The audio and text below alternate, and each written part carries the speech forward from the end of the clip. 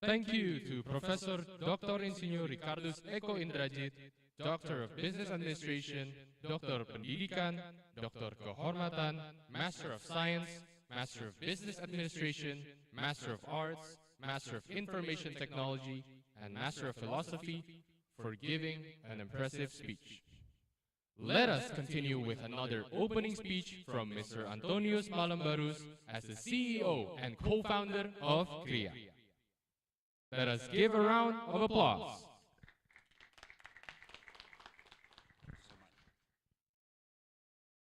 Okay. Good morning, everybody. I think we are doing hybrid at this moment.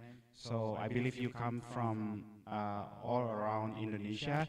I would like to thank for this opportunity with Medusa Technology Pradita University as organizing VIRWICA at this moment. I think this is our second time running this selection, and we would love to see all the project. I was in the MetaVerse last 2 days and yesterday. I spent a lot of time to see all of the work, and it's very impressive. And I'm looking for the real presentation and pitching after this. And looking forward for those who will be selected, and those who are selected will be represent Indonesia in ICIA 2025 in Vietnam. So all the best, everybody. It's not about winning the competition. It's all about to continue the project and make our project sustainable. Thank you so much.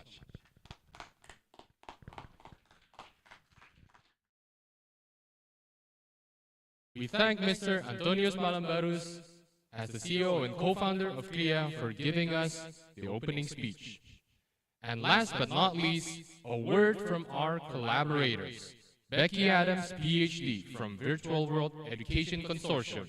Dr. Nelly Deutsch from Integrating Technology Moodle for Teachers. Valerie Hill, PhD from Community Virtual Library. Hello everyone, I'm Becky Adams, LA Pinion in Virtual Worlds. I am one of the coordinators of the VWEC, the Virtual Worlds Education Consortium. And I'm so pleased to be invited to join you today at VIRWICA, Virtual Worlds Innovation and Creativity Award. I was the director in the US and teach pre-service teachers how to integrate technology into their teaching. I love using 3D platforms and so admire what VIRWICA is doing. We always want to look for innovative ways to inspire students and give them platforms that help them learn more in fun, creative ways. And you are doing that so well. The VWEC was glad to be a small part and would like to commend you on this amazing challenge. We are so impressed at what we have seen and congratulate each one of you that participated. Congratulations and best wishes from each of us.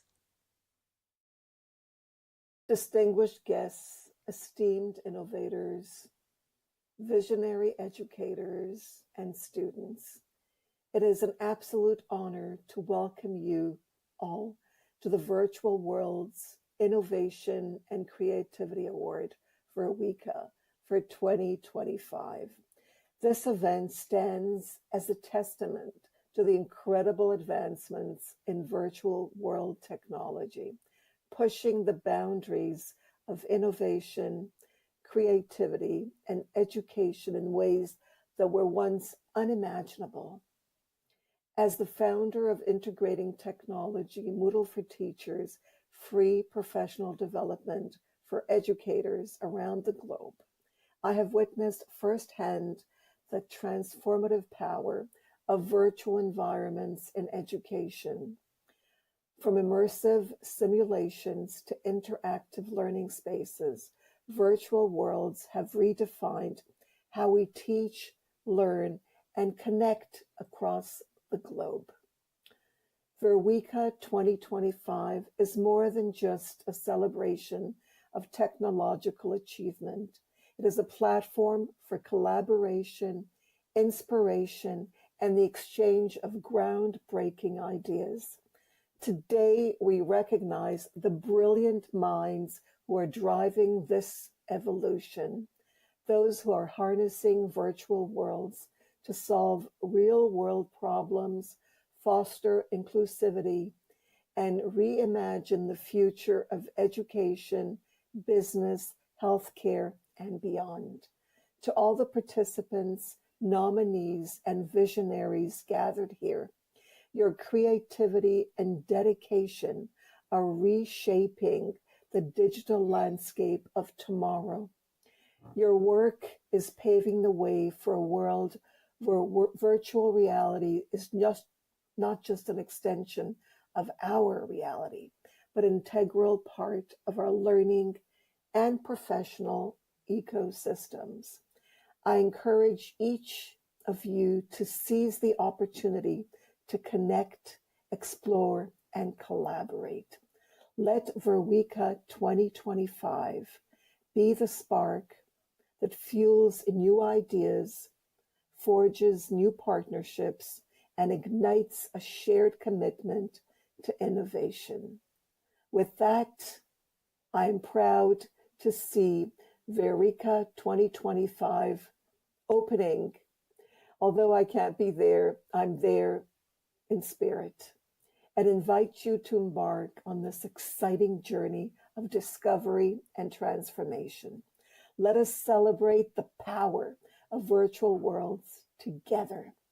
Thank you, and let's make this a remarkable event. Hello, everyone. I'm Valerie Hill, and I've been researching virtual environments for over 20 years. And today I'll tell you a little bit about what a librarian can do to support sustainable development goals, both in the physical world libraries and in virtual world libraries. So I'll share a little bit about what I do in Second Life and with young children in a virtual world called Mind Test. So here we go. Hello, everyone. I'm Dr. Valerie Hill, and I'm here to welcome you to this conference. And I'd like to tell you a little bit about why I'm in the metaverse and why the metaverse is an important space for learning in the future. And here I am in Second Life at the Community Virtual Library, where I serve as a librarian. And I've been working here for nearly 20 years. And I'm going to walk around and just show you a few of the reasons that I believe the metaverse is important for the future of education. I'll walk outside here, show you a little bit of the library, can cam around. I also serve as co-coordinator of the Virtual Worlds Education Consortium, where educators across the globe are networking, collaborating to understand best practices for teaching and learning in the metaverse.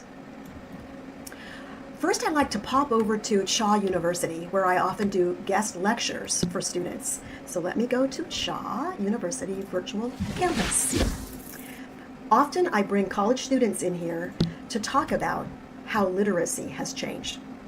As a librarian, I witnessed the close of the Gutenberg parentheses. And I'll fly over here to my slides where I bring students in to talk about this. When I bring students here, I want them to understand that literacy has totally been revolutionized and is continuing to change. My book is called Metamodernism and Changing Literacy. And when I bring students here, I can sit on top of my slides to talk with them about how literacy has changed. In the metaverse, you can be embodied in an avatar, and you can be far away from each other in the physical world, and yet be together digging into serious learning concepts. I'll show you, for example, here's a slide, about how literacy now is not just reading and writing.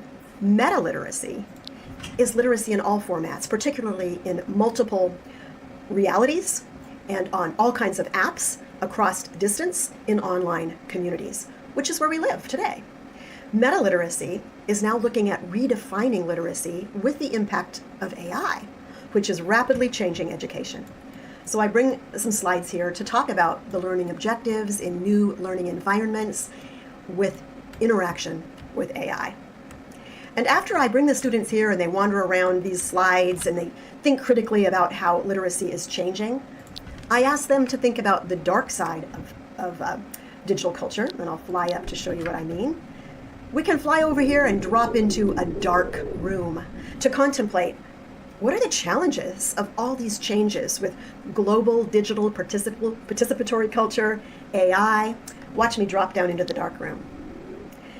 I ask the students to sit on these beanbags as we contemplate too much information coming at us every day, as we contemplate the dark side of digital culture, our personal dashboards of incoming information, the death of privacy, big data, cybersecurity, all these complex issues that we face in digital culture, the rise in mental health problems with young people as they face FOMO, fear of missing out on their constantly scrolling digital devices.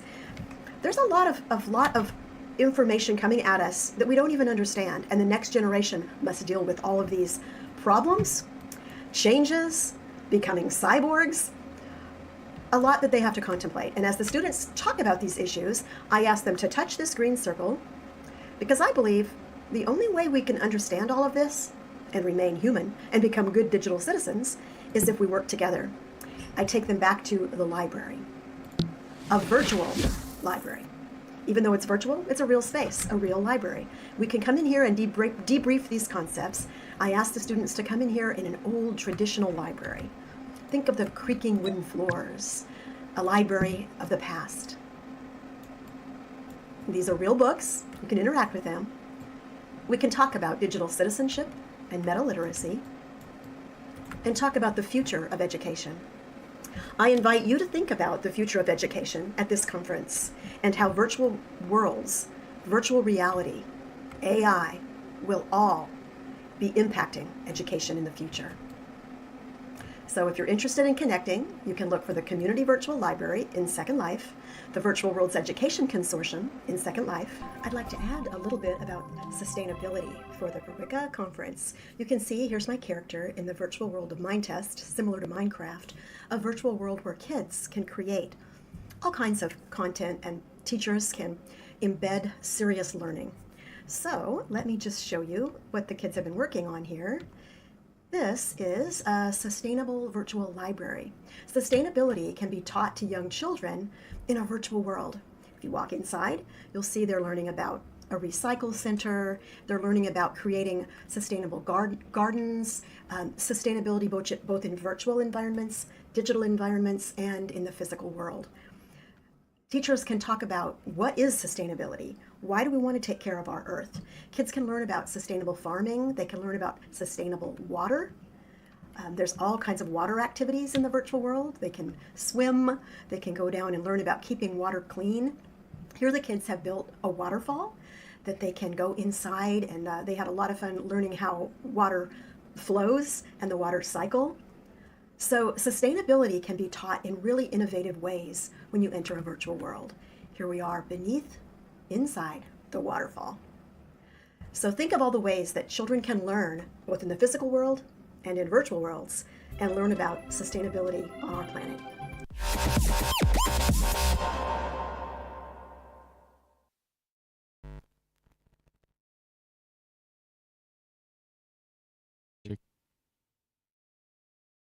We thank Becky Adams, PhD from Virtual Education Consortium, Dr. Nelly Deutsch from Integrating Technology Moodle for Teacher, and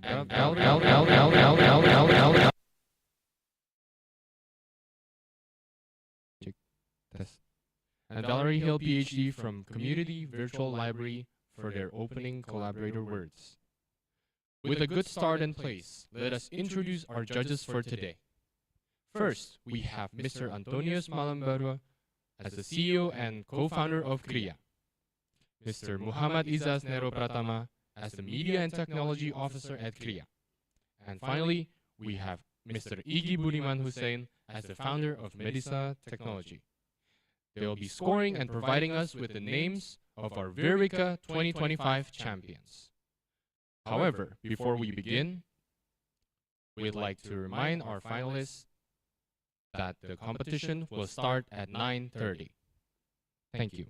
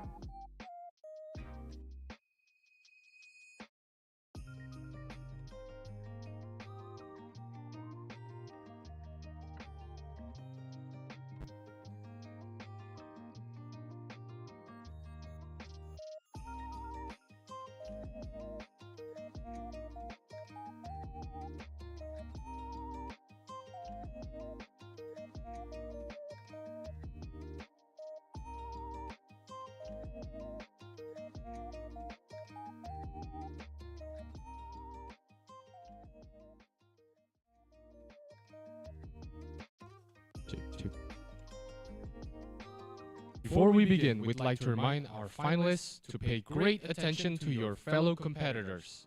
You will only be given 8 minutes on stage, 4 minutes presentation, and 4 minutes of Q&A with our fellow judges.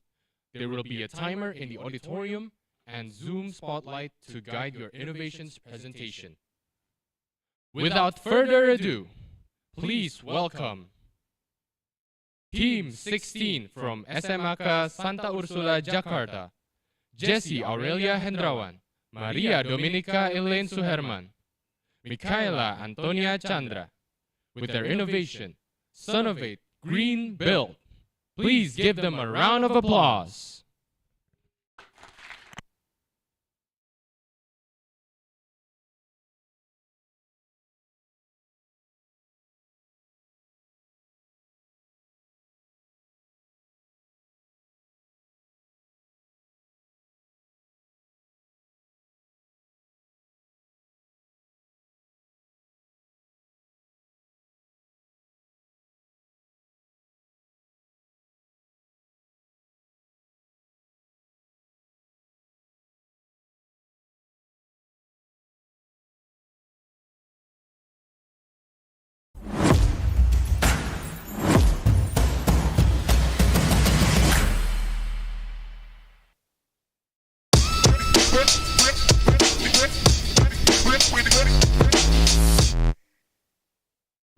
Good morning, afternoon, or evening to the judges and friends watching. We are Ilan, Jessie, and Kayla from Son of Faith Green Building representing St. Ursula. Our project focuses on SDG 13 climate action, aiming to create a sustainable and eco-friendly future through innovative solutions. As you can see, this is the outside view of the building. Our green building consists of 4 levels. The first floor introduces our project and features a green building that showcases the process of making agricultural waste bricks. These levels also include mini models representing our vision for a sustainable green community. The second floor highlights our goals and the reasons for choosing SDG 13. The third floor explains the concept of a green building and its benefits, while the fourth floor presents our key innovations including windmills, solar panels, and agricultural waste bricks. Our green building is designed to improve air quality using renewable materials and natural ventilation. The windmill functions as an energy alternative, helping reduce dependence on fossil fuels and also lowering carbon emissions. The agricultural waste bricks provide a sustainable cement-free alternative. A traditional cement production releases a high amount of carbon dioxide. Lastly, solar panels harness energy from sunlight, offering a clean and renewable power source while also avoiding greenhouse gas emissions. Through these innovations, we hope to contribute to a more sustainable future. Thank you!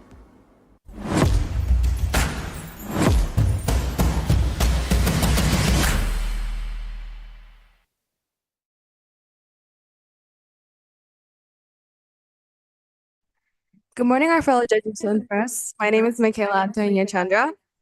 My name is Maria Dominica Elaine. My name is Jessie Aurelia Hendrawan. And we come from St. Ursula, Jakarta. For this year's VIRWICA contest, we decided to come up with an innovative idea inspired by the 13th SDGs climate action. Our building uses green building materials, brick agriculture waste, windmills, and solar panels. Climate change is a condition with long-term temperature shifts and weather patterns caused by human activities. These have serious effects, including frequent heat waves. One solution is to increase public awareness and education on its causes and effects. Through our idea, people can be more informed and engaged, which leads to greater action against climate change. An informed public is more likely to make a positive impact in daily life. By fostering a better understanding of climate change, we help encourage responsible behavior that may slow these damaging effects. Next up is agricultural waste bricks that are made by mixing clay or other binding agents with agricultural residues such as rice husks or wheat straw. These residues, which are often burned or discarded, are made to improve the sustainability of construction materials. The mixture is shaped into bricks using traditional molds. And what are the benefits of using agricultural waste bricks?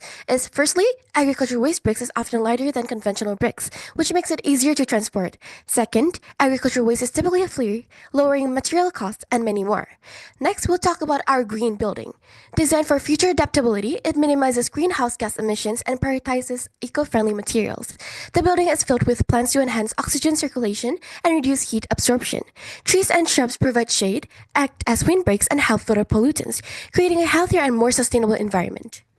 Solar panels and windmill provide renewable energy for our green building. Solar panels convert sunlight into electricity, reducing fossil fuel use and lowering gas emissions. They are cost efficient and need little maintenance. Windmills generate power from the wind, ensuring energy even without sunlight. By using both, we create a stable and sustainable power source. This helps promote a greener and more energy efficient future. That is all from our presentation. Thank you.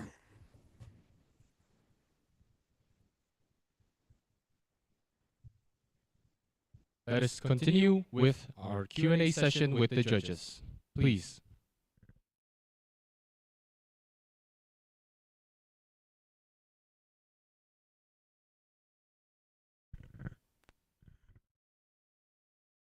Okay, team 16. My name is Budiman, Igi Budiman. I already came to your buildings. You have nice interaction you made for the gate and small cars. But I tried to click, touch the cars, the small cars you made, and it moves strangely. Yeah. So you should take attention on that details. Yeah. And other things is at first I cannot find any way to get to higher floor, but to fly. Later then I knew that you made teleporter for as elevator, right? But there's no sign of information that it is elevator. Then it's something we should use to get to the higher floor. Now about the question. Now the question. Yeah. I would like to ask about sand bricks. The bricks you are using, the bricks you are made, you propose, is using combustible ingredients. Doesn't that make your bricks prone to fire? How do you? Another is how do you came up with 30% binder and 70% agricultural waste?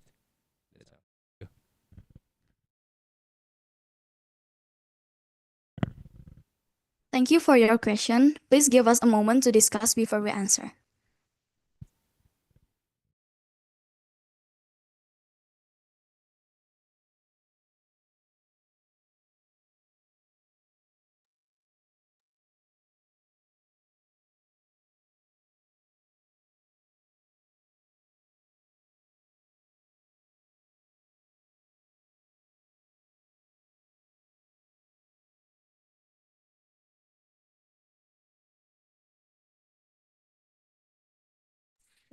Thank you.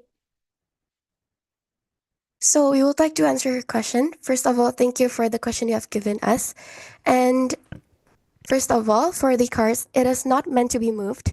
And to be able to teleport to our next level or the second level, there's a lift and a sign to go to the lift. And we determined the 30% binder and 70% mix ratio through research and testing and material performance analysis before we implement our ideas and innovation through our improvement into this innovation that we made on VIRWICA. We do a research first. And our goal was to create a strong, durable, and eco-friendly alternative with traditional bricks while maintaining sustainability. And we experimented with different compositions and found that 30% binder proves the right amount of addition and strength, while 70% agricultural waste ensures that we maximizes waste repurposing without compromising quality. And then also the binder we use is actually a natural and heat-resistant material, and these allow the bricks to withstand high temperatures without breaking down easily. The balance is essential, especially since the bricks are exposed to fire or heat conditions, and a lower binder percentage would actually weaken the structure and would make it prone to getting or being inflammatory. By conducting compression tests, heat resistance analysis, and durability studies, we confirmed that the Time. 30/70 ratio offers the best. I'm sorry, but the time is up. Okay, Thank you. thank you. So much. Please give Team 16 a round of applause for their outstanding Son of 8 green build. Moving on to our next group of finalists. Please, a round of applause For Team 4 from SMAK Regina Pacis Surakarta, Nathanael Edric Ferdrianto, Nathan Suiji, Quinn Subiantoro, with their innovation, Palm Waste to Leather. Please give them a round of applause.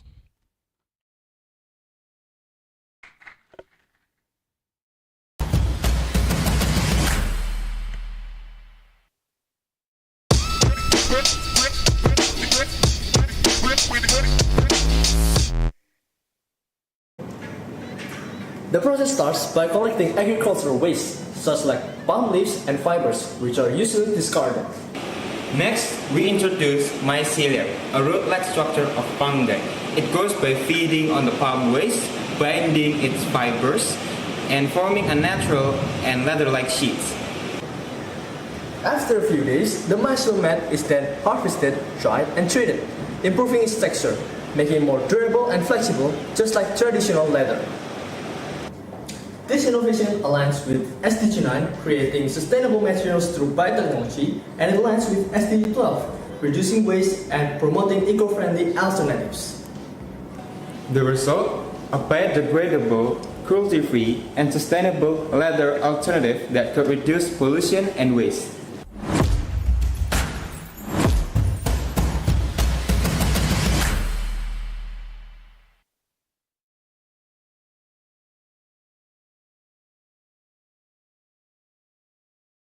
You may begin your presentation.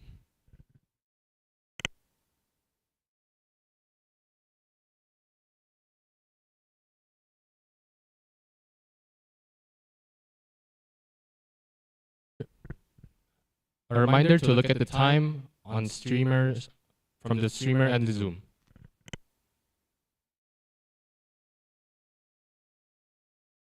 Sustainable solution to reduce waste and pollution. Let's get started.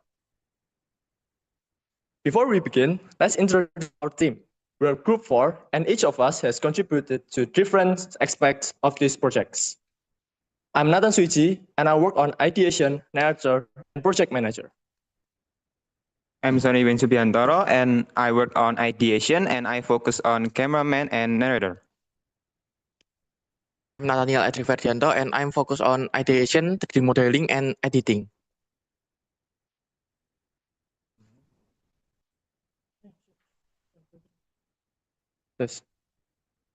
Palm oil production generates tons of agricultural waste, like palm leaves and fibers. Unfortunately, most of this waste is burned, causing air pollution and serious health risks for nearby communities.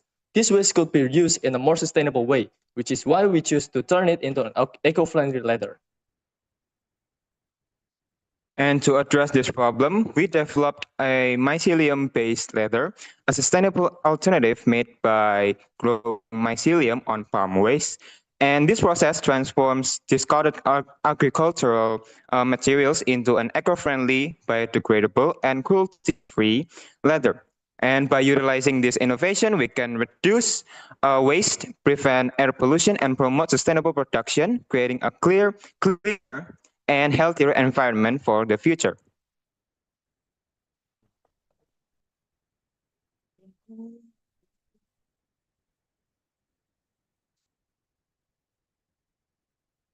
Our project aligns with the United Nations Sustainable Development Goals, especially SDG 9, Industry, Innovation, and Infrastructure, which focuses on developing sustainable industries. SDG 9 promotes developing sustainable materials through biotechnology, encouraging innovation in eco-friendly production.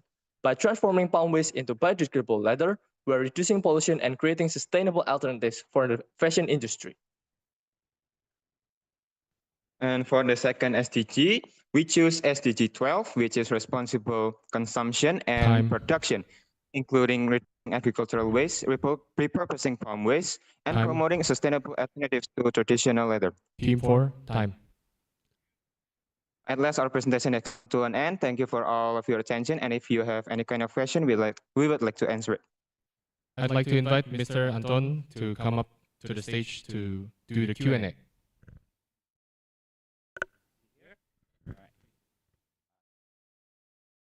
Yep. Thank you so much. Very idea. My question is about the background first, about the problem itself. can you please elaborate with some data to say that, yeah, this is the ways that we need to solve? Is there any data that we can prove that this is really a problem that we need to solve? Thank you so much.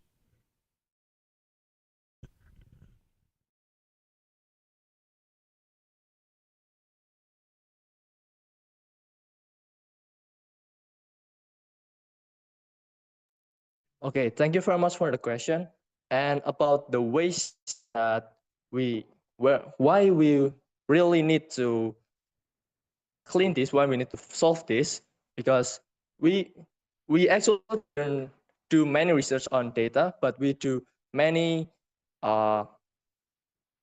observation on real life, such like a local farm, and we ask about their waste and how they usually process their waste, and they usually burn it. And we actually, if you search on Google or many other places, there's actually some other ways to use the farm waste, and we choose using this as turning it into leather because it's something new, and we can change actual old leather, such like cow leather or other animal leathers, using palm waste, making mycelium, making it eco-friendly.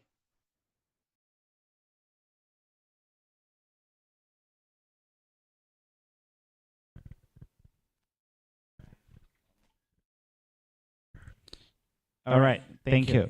I want to check with you also about your innovation stage. Are you ready with the prototype or is still in the idea stage? Thank you.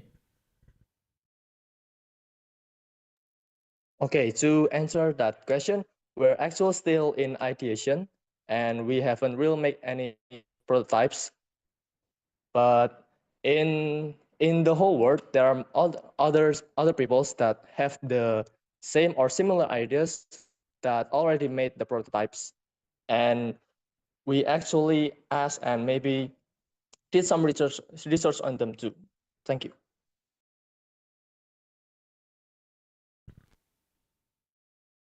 Since we have 39 seconds left, if you'd like to elaborate any more. I think that's all we can present for now, and that's everything I have to explain for now. So thank you. Okay.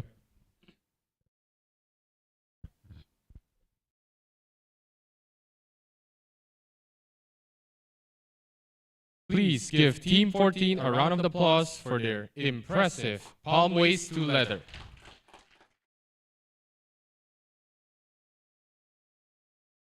I'd like to remind our fellow finalists that you will be only given 8 minutes on stage, 4 minutes of presentation, 4 minutes of Q&A with our fellow judges. And there will be a timer in the auditorium and Zoom. And I'd like to ask you to pin the streamer on the Zoom.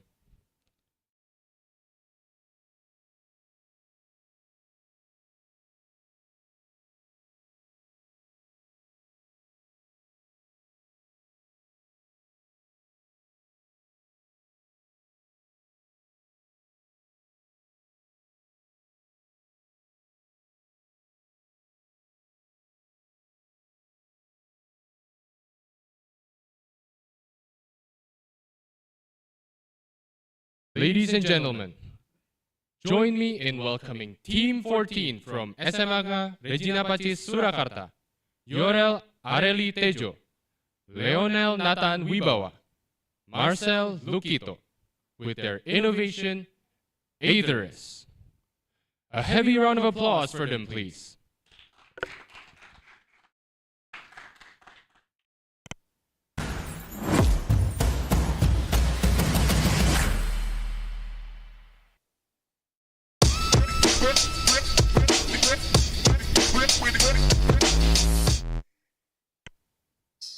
Hello everyone! In this video, we will explain to you about all things that we create in Firestorm with help of Blender and 3D model apps.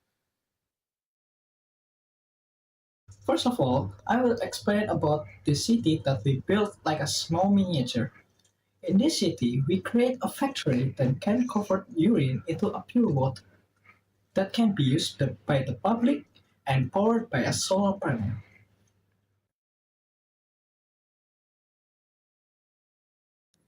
This factory recycles urine through multi-stage filtration to produce safe drinking water. Powered by solar energy, it operates efficiently with maximum output and minimal environmental impact.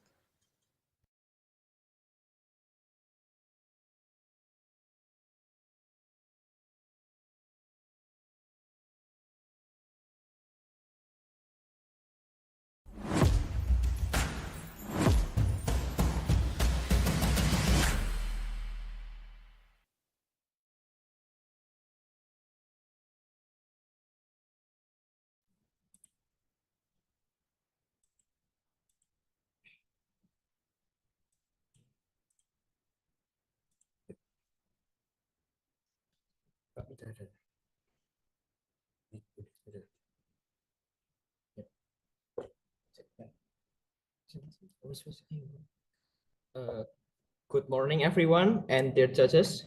We are from Group 14. I am Jorel Areli Tejo. I'm Marcel Gita. I'm Leonel Latanibawa. Now, we would like to present our idea about MetaVerse that we built and create in Firestorm application. So first of all, I will explain the background first. Water is essential for drinking, cooking, cleaning, and much more. Yet many parts of the world suffer from water shortages. With increasing population and climate changing, access to clean water is becoming a bigger challenge. So what if we could recycle the wastewater into safe drinking water? By filtering urine and turning it into clean, drinkable water, we can both help the communities to face water shortages and make sure that no drop of water to waste. Now, imagine a futuristic city where water is never wasted and energy is completely renewable. In this city, every building is connected to a wastewater collection system that gathers urine and other water waste. Instead of letting it go to waste, the city sends all of this water to a filtration facility where it is purified and made safe to drink again. This ensures that water is constantly reused, creating a self-sustaining system. But water filtration isn't the only innovation in this city. It is also powered by solar energy, making it completely eco-friendly.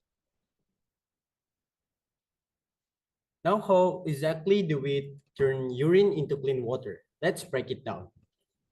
The first step is sediment filtration, removing large particles such as dirt, sand, debris from the water. This helps prevent clogging and prepares the liquids for future purification. Reverse osmosis. Using a special membrane, we filter out dissolved salts, heavy metals, and harmful substances. Only clean water molecules pass through, ensuring that most contaminants are removed. Carbon filtration. Time. If after reverse osmosis, water may have Team unpleasant 14, odors. time. Okay, that's it from us. Thank you. Thank you very much. I'd like to invite Mr. Nero as one of our judges to begin the Q&A session for Team 14. Hi. Am I audible? Yeah. Can you guys hear me? Yes. Yes. Oh, okay. So two questions here. First of all, why exactly urine? Like, why is your first thought of a water alternative is urine, even though we have any other water source, like maybe that needs filtration? And then the second, what is your reference in creating the city? I mean, like, what do you base on to create the city? Because in real life, right now, there are some quite smart cities already being created. Thank you.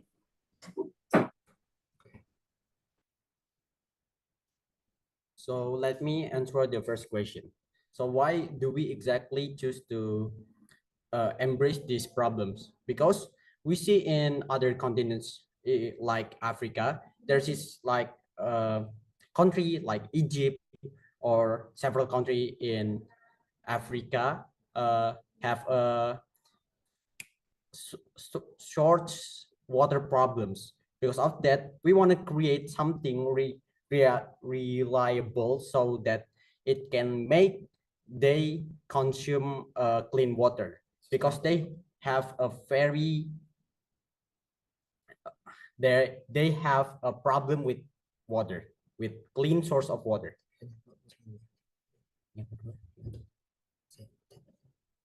Recording stopped. Why do we choose urine? Because when we do a research, actually people have already do urine into a drinkable water. Like in space, NASA already create technology that can make urine into a drinkable water.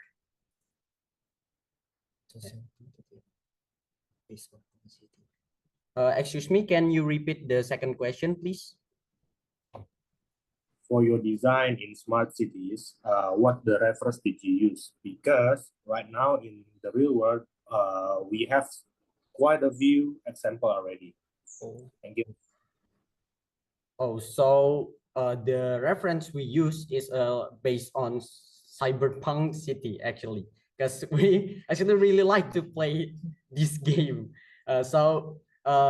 This kind of city have a very good design. We like it and have a very good environment that make us want to create this city and realizing it into metaverse.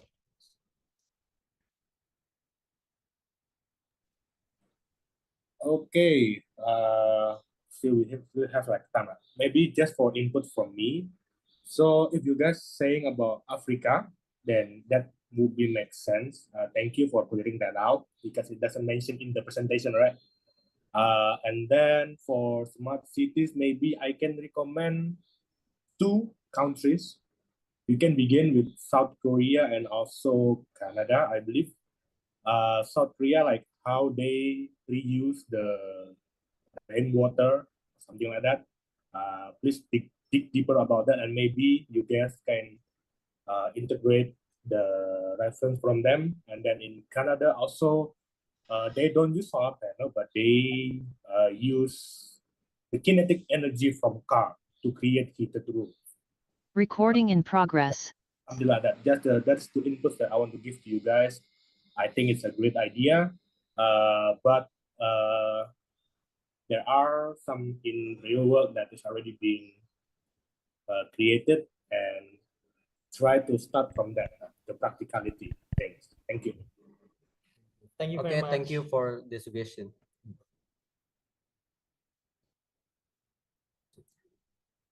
Thank you to Mr. Nero as one of our judges. And please give Team 14 a round of applause for their impressive Aetherists.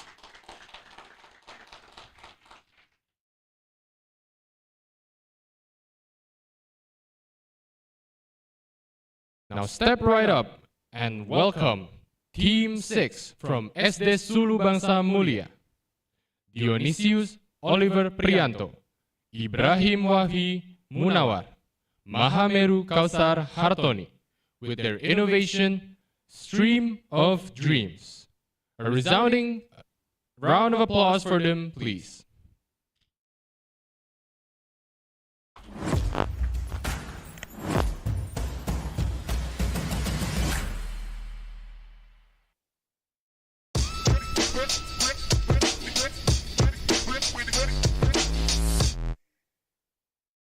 We are from Team 6. Our project about floating library, Stream of Dreams. Our library is for people in rural area that far from cities to access library. There are many activities like reading books, borrowing books, storytelling, and learn metaverse. We are using Starlink for the internet and solar panel for the electricity. Not many people can read books. and improve their knowledge. Thank you.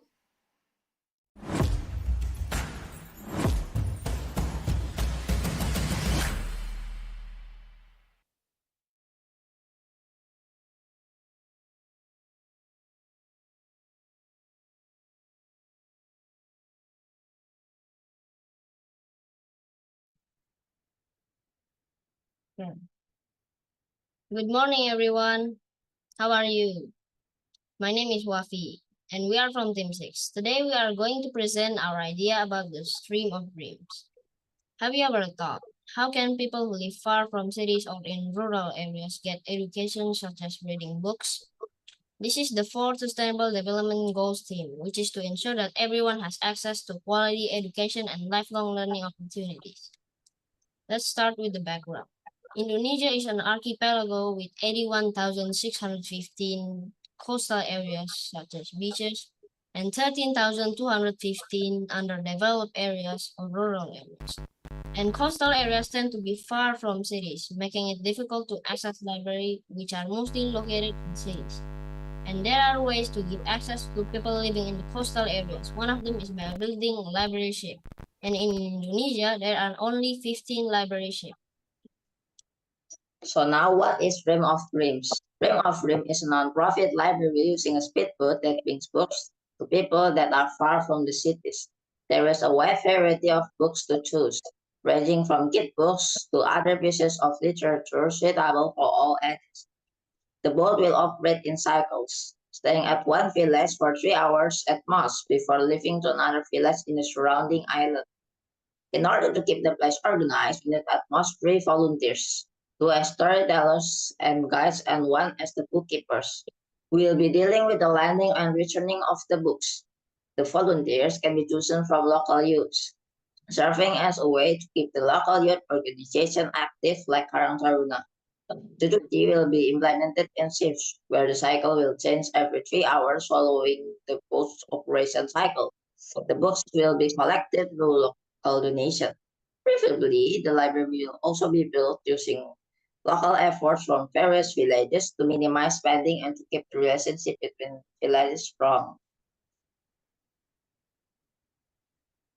We also want to add something about the size and the specification of the boat. We have been thinking that our ship is 20 GT. It can bring 1,000 books, can gather around 10 people, and some equipment. We are using solar panel for the electricity and Starlink for the internet.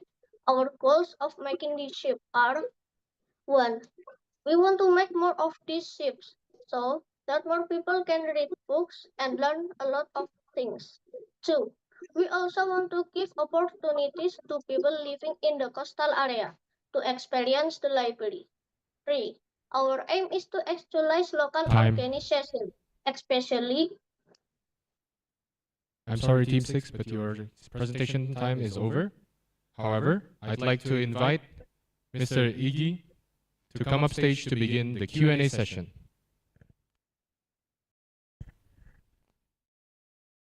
All right, team. I forgot which team are you? Okay. I like how you put small people in the village that you made. That makes the village more alive. That's a nice touch. Yeah. And actually, I have similar project that ongoing on Sumatra remote area. And in a few months, I'm going to put AI and metaverse on to the boat. Yeah. Now the question: have you calculated the cost of your floating library? And if you will and you can and you will make this boat, do you think is the most exciting feature for the children? All right, thank you.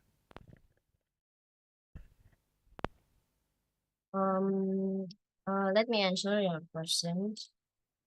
So maybe children are often like excited for something new, like books, and children on the coastal areas will be excited because of the books, and not just children and people, but also like adult, because the library is uh, like suitable for all ages. Yeah. Yes.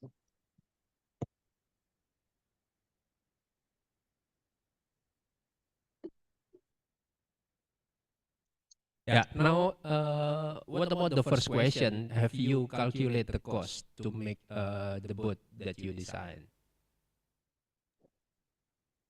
Um, maybe the the current library shape mm, can uh, can pick up to 15 people to the boat.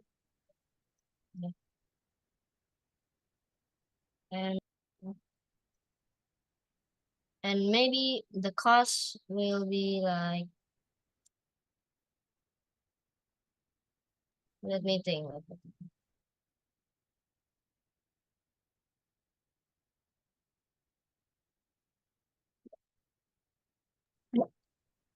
Hi Ed, we can get donation for this project, but actually we don't have the real cost.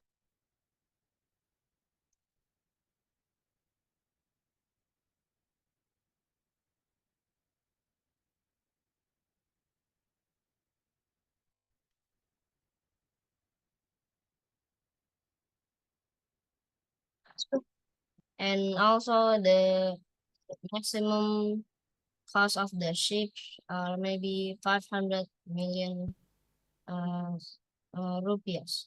Yeah. Okay. Thank you. Now, just the last question. I like to know that do you really enjoy learning and playing in metaverse? Yeah, I really enjoy learning and building in metaverse.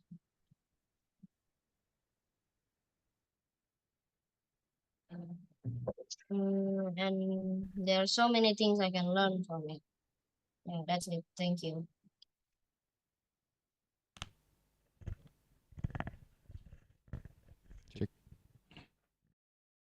Okay. We thank Team 6 and Mr. Iggy for the Q&A session. However, please give Team 6 a round of applause for their outstanding stream of dreams.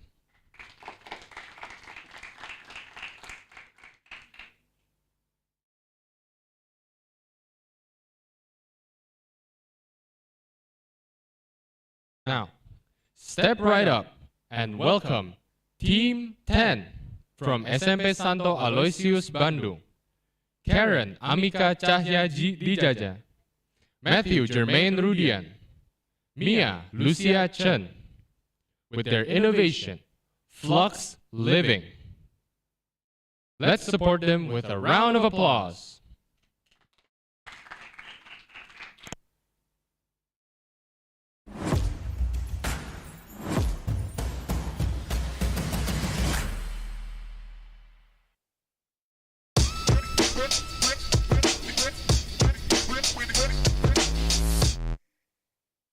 Today we're going to explain about our project that is Flux Living that we plan to make.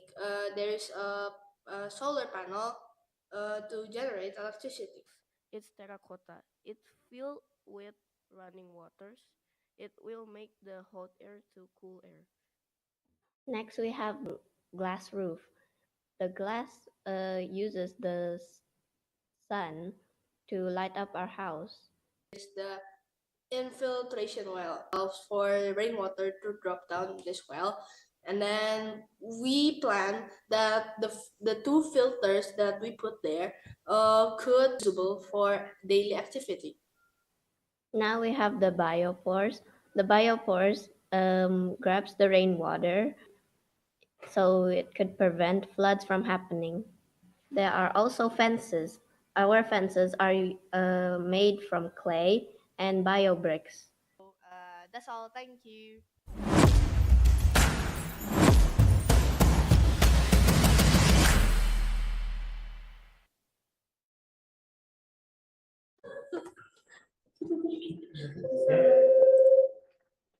Good morning, dear judges. We are Team 10 from St. Aloysius 2, Batanunga. Today, we present to you our MetaVerse project. Before we start the presentation, I'm going to introduce my team. I am Matthew, this is Karen, and this is Mia. For this MetaVerse project, we chose the SDGs number 9, that's Infrastructure, Innovation, and Technology. We chose it since we noticed that there are still houses that pollute the environment, and they are not proper enough to be lived in. We hope that we can help society to make better infrastructure. We call this project Flax Living. We built a house made out of clay plaster and bio bricks. Not only that, the roof is made of glass bottles. And then we also have solar panels to bring electricity to the whole house and solar tubes to light up the whole house. And then outside the house, there's also the infiltration well. The infiltration well collects rainwater and put them through the pipes to infiltration system and into a water tank so it could be drinkable and usable for daily needs.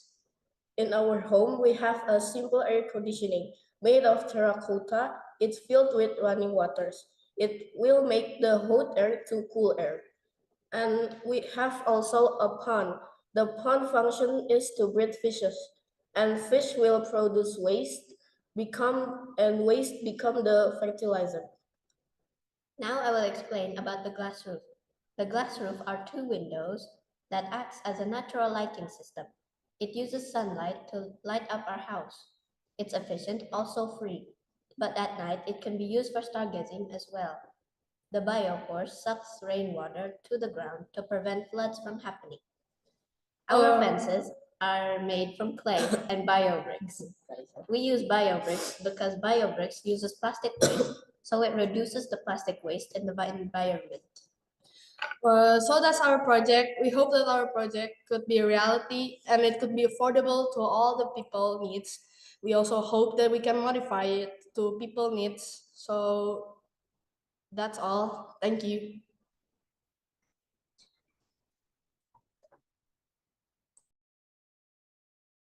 Thank you, Team 10, for the presentation. I'd like to invite Mr. Anton to come up on stage to start Q&A session.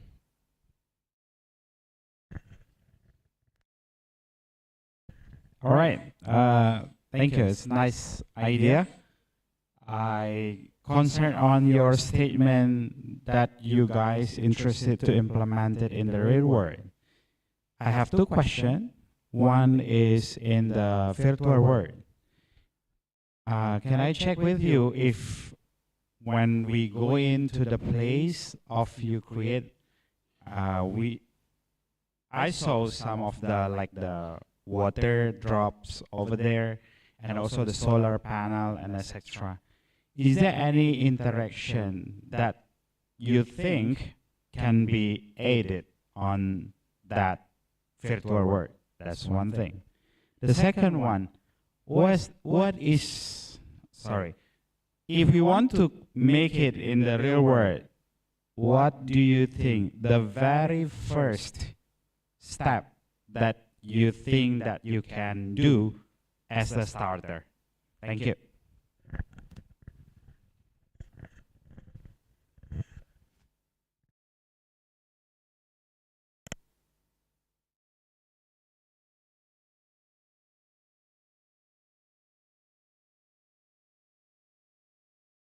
I'm sorry, Team 10, you are still muted. Sorry, can you give us time to discuss? Yeah. Sure.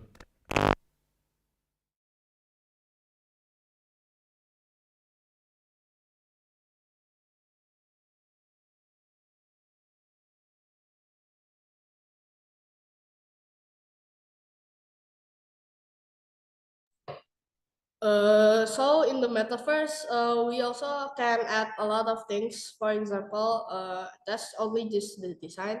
For example, the solar panels. We can For example, if we want to add it, we can click it, and then, for example, the whole house lights up or something. And then the glass windows, they also can close and open like doors. It could be modified. And then for the implementation in real life, the first step is probably to educate the people first, so they know that this house is great for the environment, and it is it could be affordable for all kinds of people. It could be modified to their needs. Yeah, I think that's the first step we could take if we want to make this into real life.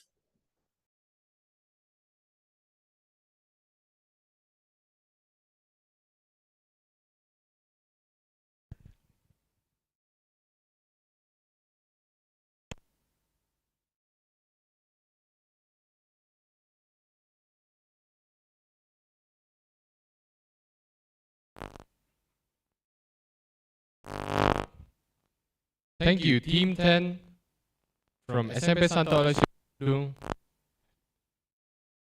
And let us give a round of applause for their innovation, Flux Living.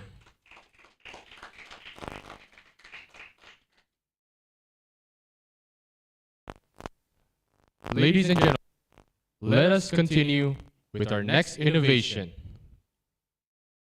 Team 1 from SD Sulu Alina Karsten with their innovation, Potnik.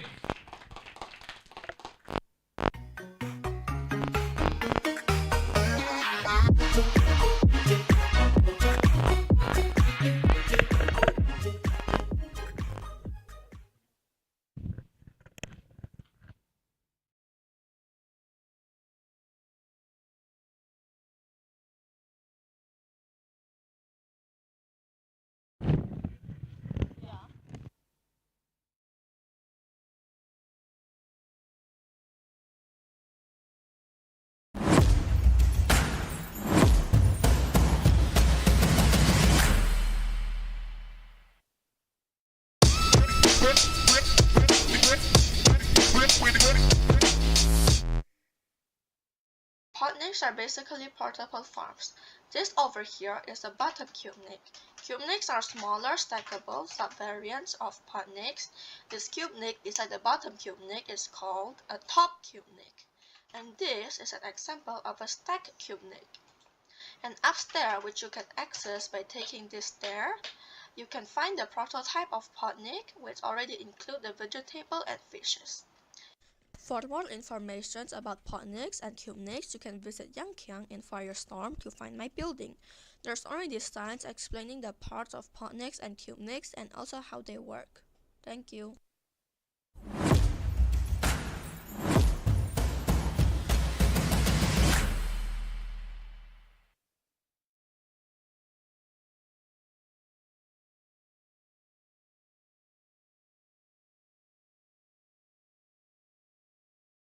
Good morning, everyone. I am Alina Karsten, and today I'm very excited to tell you all about something I have created, potniks and cubeniks.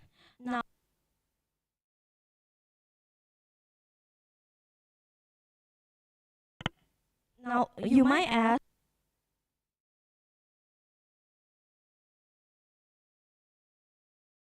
Check. Now you may ask, what is a potnik? A potnik is a special kind of farming pod that helps people grow food, even in places where the soil is bad or where bugs keep eating the crops. It was created as a part of SDG number 2, Zero Hunger, to help villagers that don't have enough food. The idea of potniks comes from a mix of different farming methods like aquaponics, hydroponics, greenhouses, and artificial weather. These methods help plants grow better without needing perfect soil and environment. I have made two prototypes for this idea. Potniks, which is the main project, and CubeNiks, which is a sub-variant. But since the main project is the Potnik, I will only be telling a bit about the CubeNiks here. You can find more information in Firestorm. Potniks are the big ones, great for larger villages. CubeNiks are smaller and stackable and perfect for smaller villages that don't need big Potniks. The one prototype for Potnik that I've prepared is called Triple Potnik. Here's how it works. The pot on top it acts like a fish tank. I choose a catfish to cultivate because they're easy to take care of. You can feed them leftover food, and their wastewater is used as fertilizer for the plants, since they're rich in nutrition that plants use, such as nitrogen, phosphorus, and also potassium. And as long as they haven't been eaten by the villager yet, they can be a sustainable source of fertilizer to plants.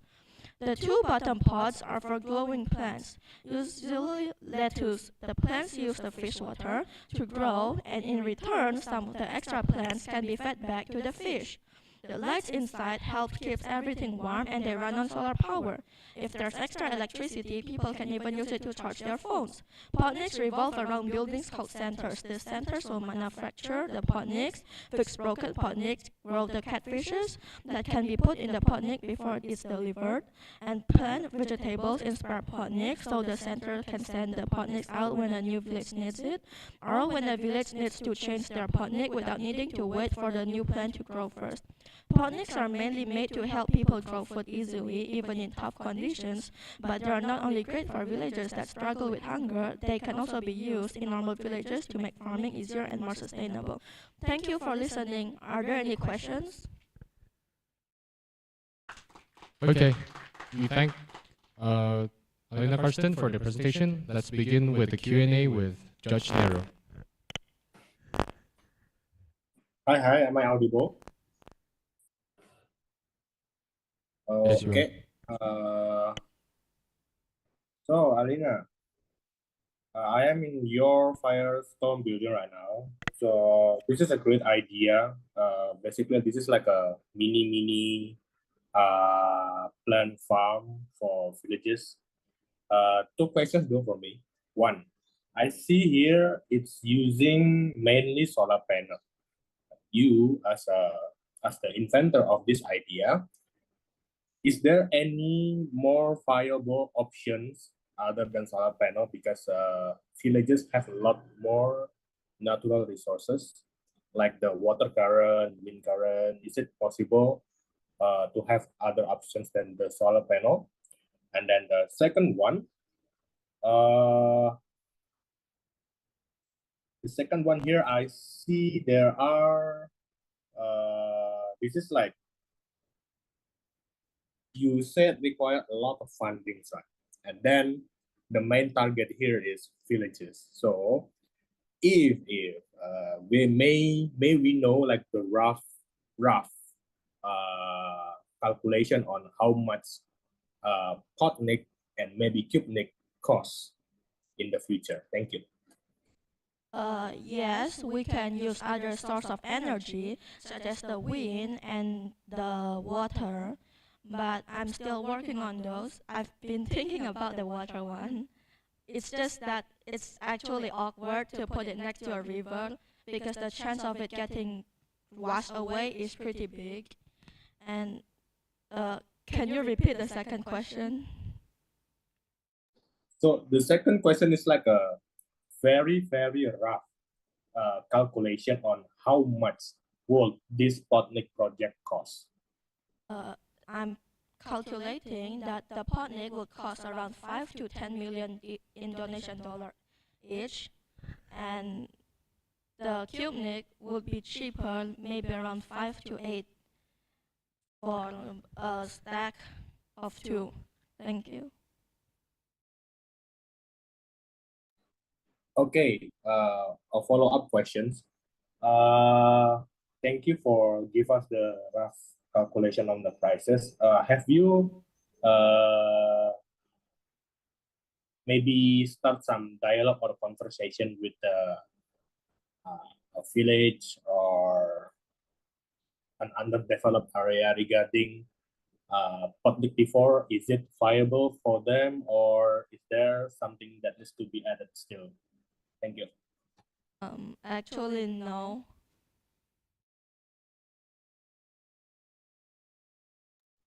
Okay. I think from me, this is a great idea.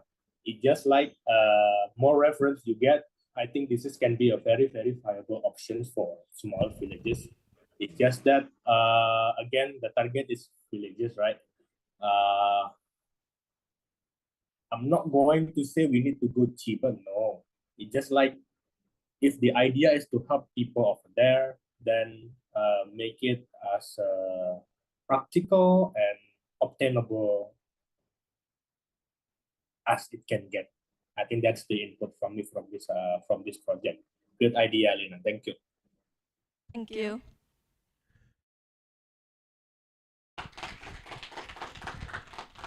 With the time up, thank you for Alina Kirsten and Judge Nero for the Q&A session. Please give them a round of applause.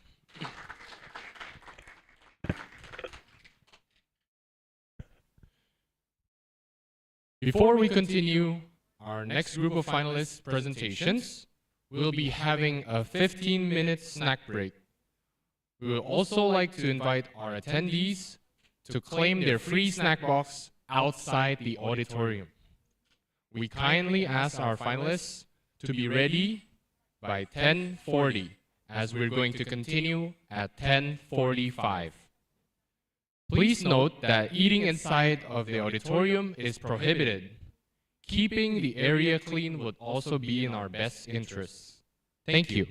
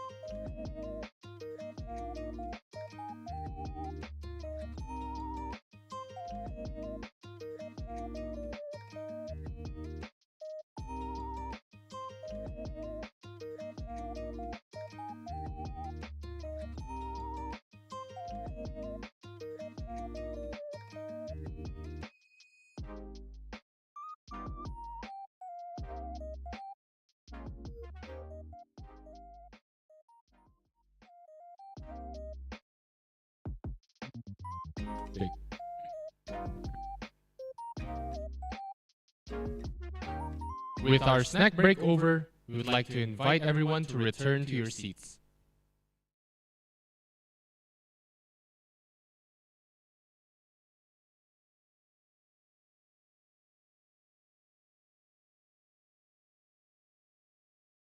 With all the creative innovations we've seen so far, let us continue with our next group of finalists. Without further ado, please welcome Team 11 from SMA Santo Aloysius, Bandung, Gabriela, Danica Patricia, Vanessa Indira Utami, with their creation, The Forgotten in Education. Please give them a round of applause.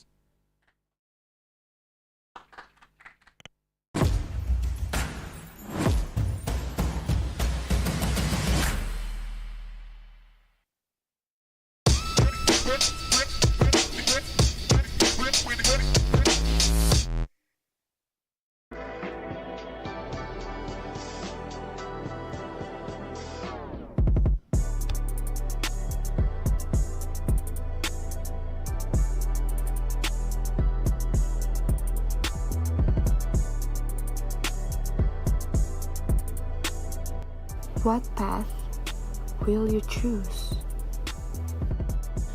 Whatever the choice, it's your decision. Easy or difficult, every choice has their own consequences. But the most important thing of all is be yourself. This is where we play our part. This project is not just an entertainment. It's an educational tool that provides the answer for all of us. The consequences of the life path you choose. So, are you ready to find out?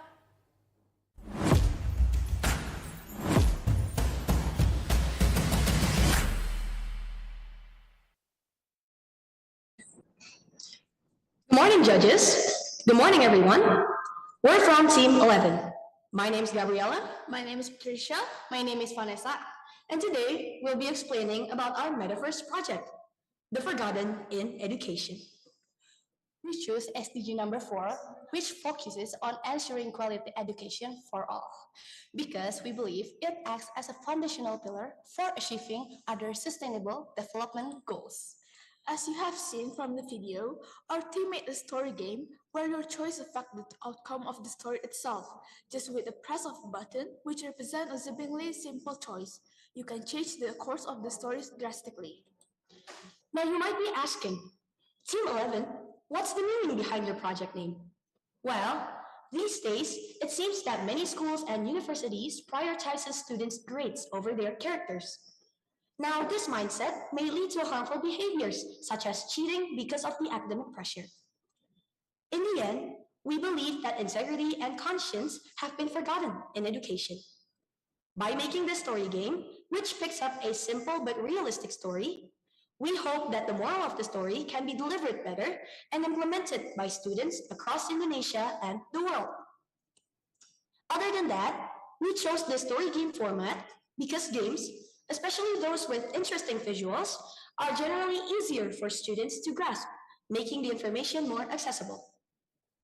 In conclusion, we strive to convey a positive message by teaching about goals and long-term impacts realistically, combined with great visuals and advanced technology such as metaverse. Let this be a reminder for everyone that education is not just about grades and scores, it's also about character building. We hope that this project can create new individuals with good character, conscience, and integrity to lead Indonesia and the world towards a better future. Thank you for listening.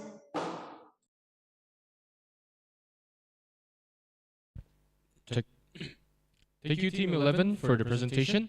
I would like to invite Mr. Iggy Budiman Hussein to continue with the Q&A session.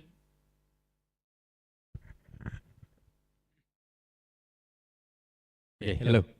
I already your game. Yeah. What you have is cool.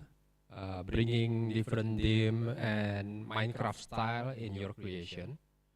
I felt immersed with your storytelling style. That was wonderful. Now my question is, in practice, how can your creation be the solution of the SDG problem, and how it can make difference? Thank you.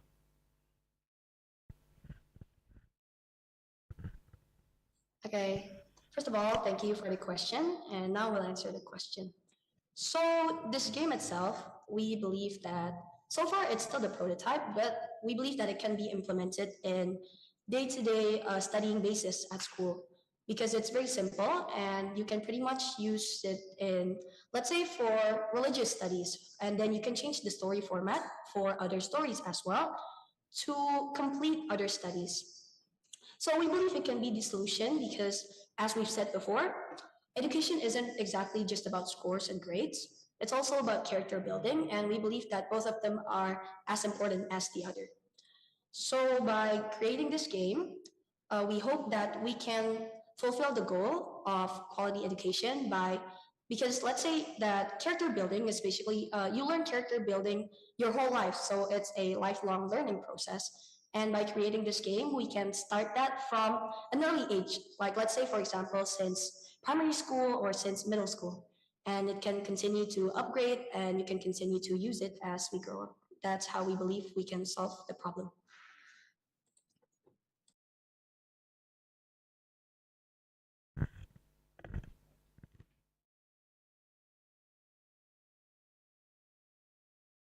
All right. Now you already have the product, your creation. Now, how can you make your creation used by students all around Indonesia or even around the world?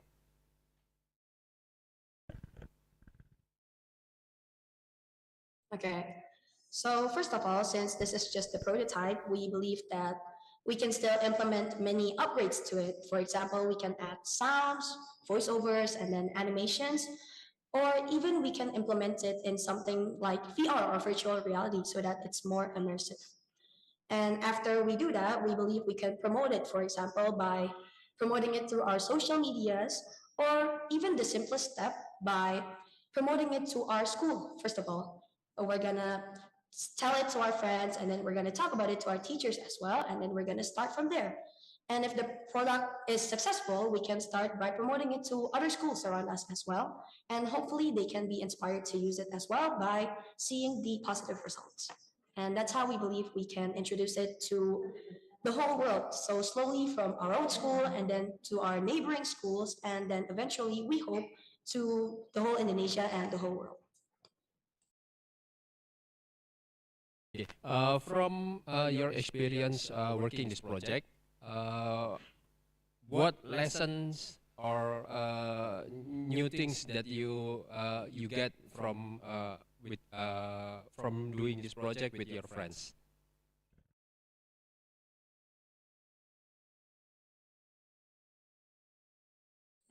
So in short, I'm just going to keep it short, that we learned that teamwork is very important. And then we learned by creating projects like this together, we can also teach the same positive and moral values to other people. And then we learned that integrity, conscience, and good character is also very important in supporting the future of the world. Thank you. Thank you to Team 11 and Mr. Iggy for the Q&A session. But let's give Team 11 a round of applause for their outstanding The Forgotten in Education.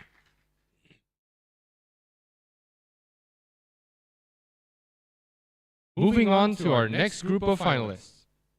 Please, a round of applause for Team 2 from SD Sulubangsa Mulia, Mutia Kairu Mafaza, and their innovation, The Sweet Science.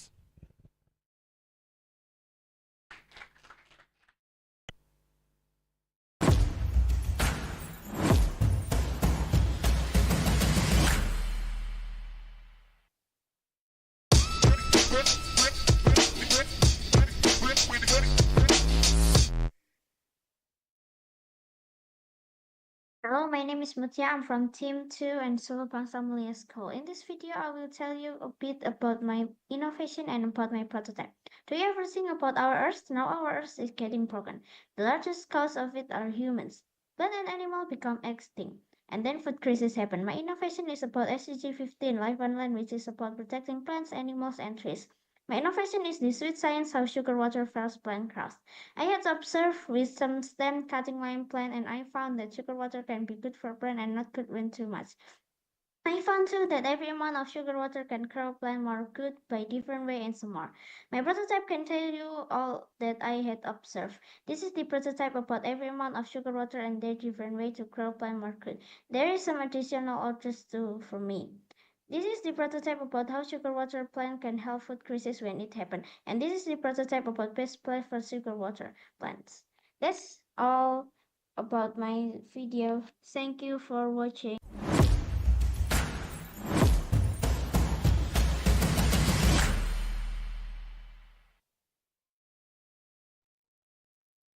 Okay, hello, my name is Mutia. I'm from Sulubangsa Mulia School. Today I will present my presentation about the sweet science how sugar water fells plant growth.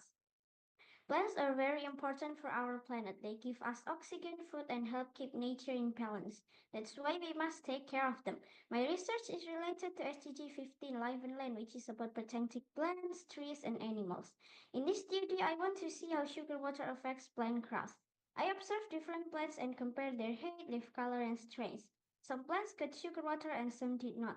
I want to find out if sugar water helps plants grow better or not. By understanding how plants grow, we can learn how to take better care of them, keep our environment healthy, and prevent food crisis. Now the earth is getting more broken. Pollution makes the air getting dirty. There are natural disasters caused by deforestation and more. Plants can balance our earth. So I hope this innovation can help humans grow plants before extinct and make better lives at earth. The process of my observation is I need to buy a plant. I plant stem cutting lime tree. I make a group of the plants. One group has 2 plants. There are 4 groups of lime plants. I water the plant. Each group is watered with different water. Group 1 is watered with 400 milliwater. Group 2 is watered with 400 milliwater plus 1/2 tablespoon sugar. Group 3 is watered with 400 milliwater plus 1 tablespoon sugar. Group 4 is water with 400 milliwater plus 1.5 tablespoon sugar. I water the plant with sugar water once every 3 days. I check and note every plant's height when I water the plant with sugar water. Sometimes the plant has a sprout or her leaves grow to a bigger size and some more. I know that too. And the result is I found that my plant leaves had a deeper green color when they were given more sugar water. I discovered that sugar water is not for increasing plant but for stabilizing plant growth.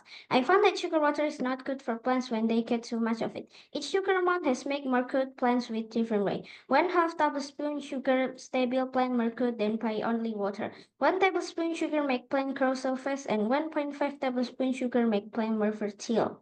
I found that if a stem cutting plant is given with sugar water, the main stem is grow more good, and when get water with water, lower stem grow more good.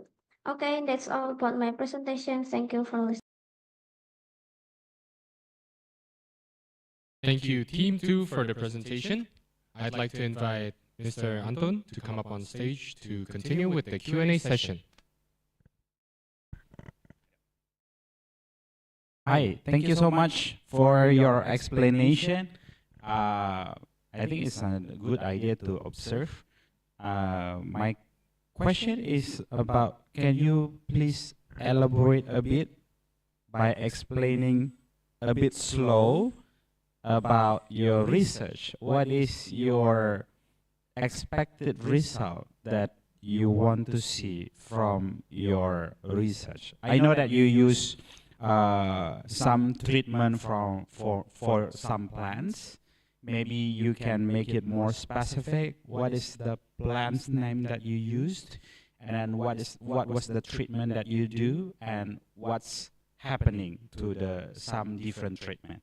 Thank you so much.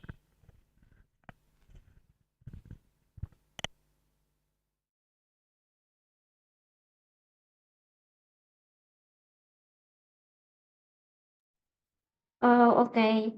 The result is all that I have presented. That my plant leaves had a deeper green color when they were given more sugar water.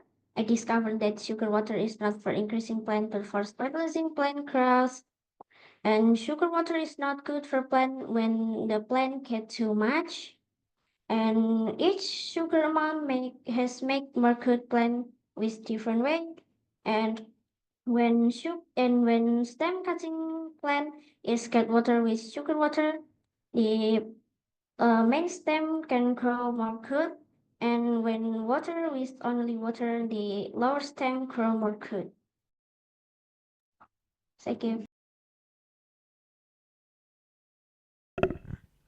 Okay.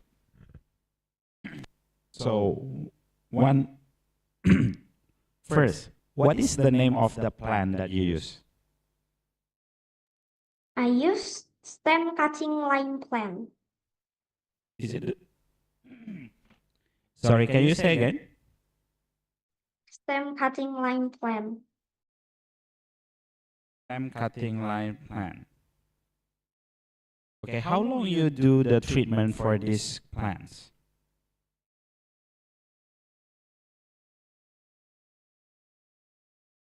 Can you please repeat, Judge? Yep. How long you do the treatment for these plants? You say that you give the plants with the water with the sugar. Is it correct?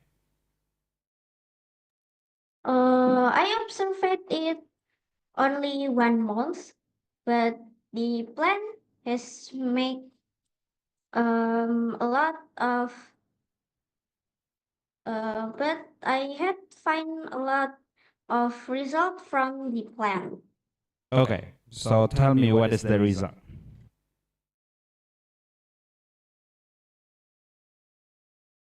What's happening with the plants?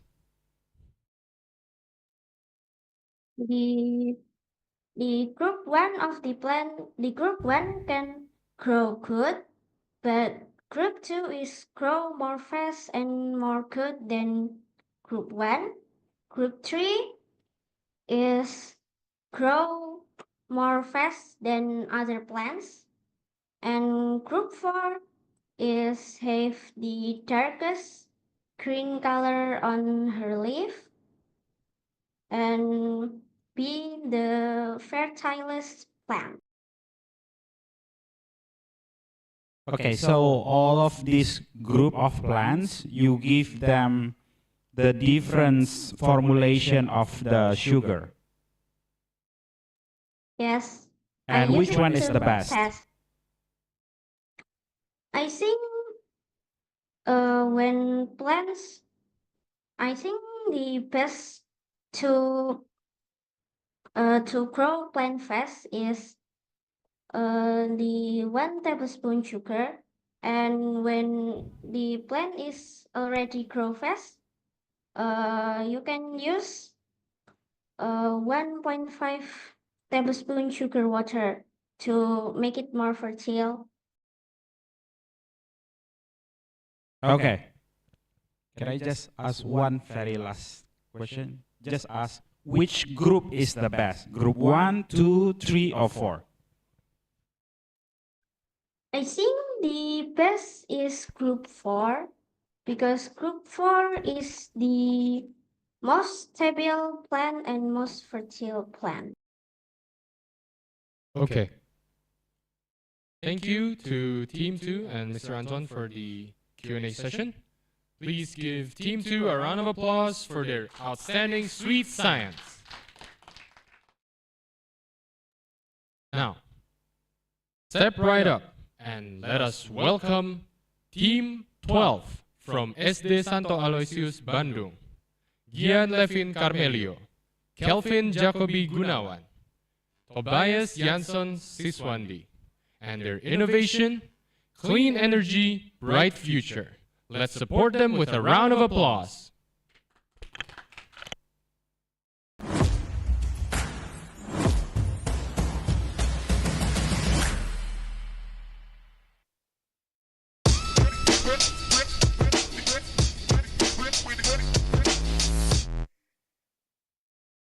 Welcome to our MetaVerse project, where we tackle sustainability through innovative solutions. Today, we'll explore organic nanoenzyme, solar energy, wind energy, and hydroponics, key technologies driving the SDGs. Organic nanoenzymes are made from food waste, sugar, and water. They clean, enrich soil, and reduce pollution, supporting responsible consumption. Solar energy harnesses the sun's power for clean electricity. It's affordable, reduces emissions, and aligned with clean energy. Wind energy uses turbines to generate electricity. It's renewable, efficient, and works alongside solar to combat climate change. Hydroponics grows plants without soil, using 90% less water. It's perfect for urban farming and supports zero hunger. Together, these innovations build a sustainable future. Explore our 3D metaverse and join us in creating a greener world. Thank you.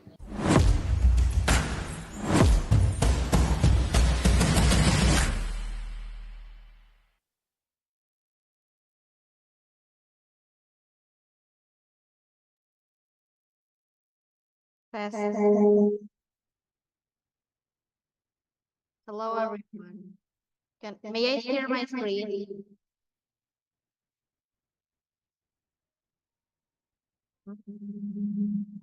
Can. Yeah. Wait. I'm going to share my screen with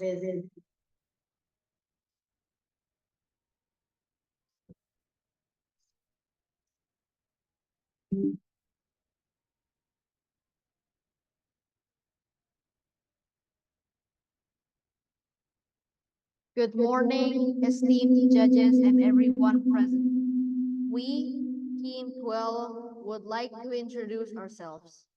My name is Gian. My name is Calvin. From St. Payne Aloysius. Elementary School. We present our Metaverse project on SDGs, Life on Land.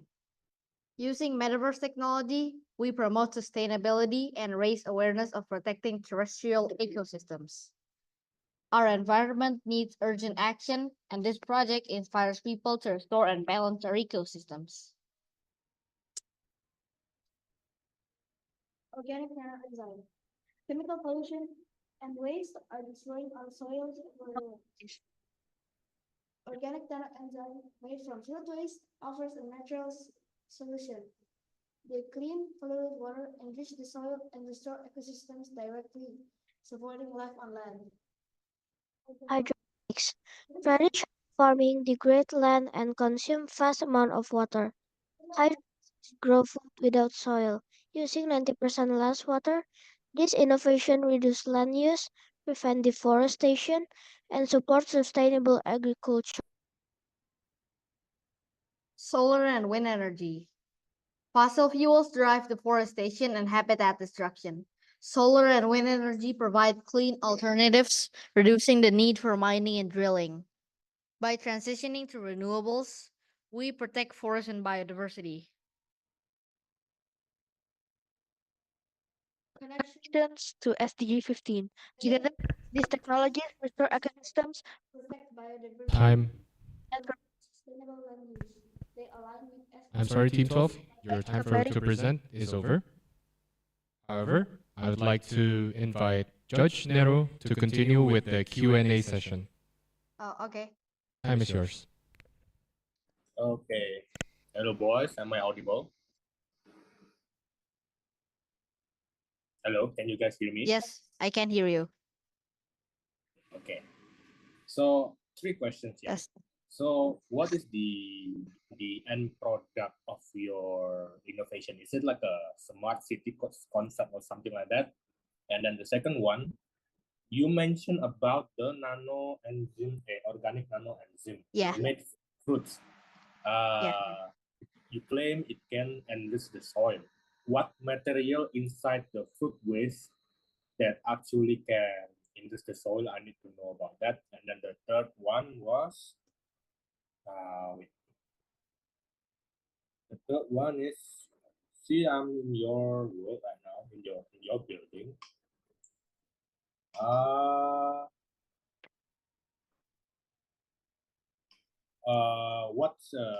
What is your reference? I mean, when you created this concept, you see hydroponics, you see wind energy, solar energy. I mean, like, this is already existing, right? I mean, like, what do you hope to achieve by putting them here? Thank you. Okay.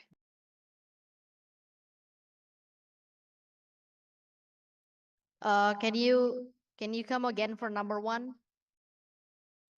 The number 1 is, what is your creation here? Is it like a smart city concept, or is it like a smart house concept, or what is the end product of your metaverse creation over here? Yeah, like it's a future cities. It's a future city. Yeah, that's right. And for the second question, Okay, go on. Sorry. for the second question, it's about the organic nanoenzyme, right? Yeah. Organic nanoenzyme is made from fruit waste, brown sugar, and water. That's everything that you need to make organic nanoenzyme. And what was the third question again? Why did you put hydroponic, wind energy and solar energy inside the metaverse? I mean, like, what do you hope to achieve? Because they are already existing, right? What's the Okay. connection? Okay, can we discuss for a bit? Sure.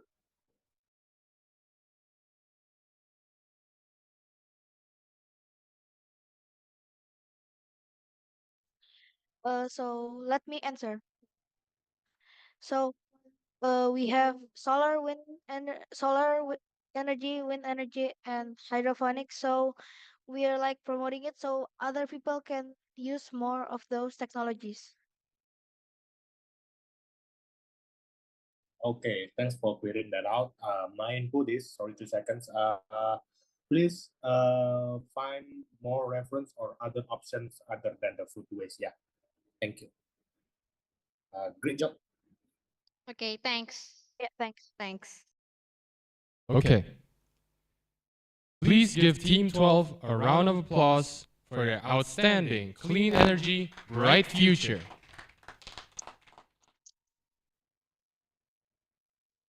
Let us continue, and please step right up and welcome Team 3 from SMP Sulu Bangsa Mulia, Yofiel Filana Deus Vult, with their innovation Mosque Block Concoction.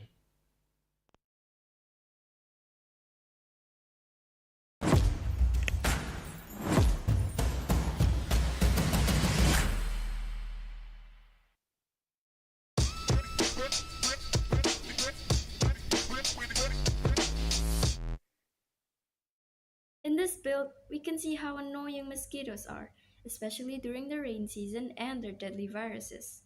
One of the causes of mosquitoes near our homes are clogged open drainages, like this one.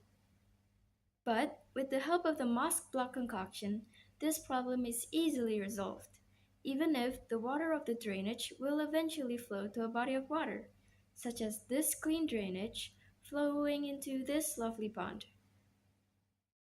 So, with the filter made up of various parts and the larvicide with the bacteria killing all the larvae, we can finally say bye-bye to those pesky mosquitoes.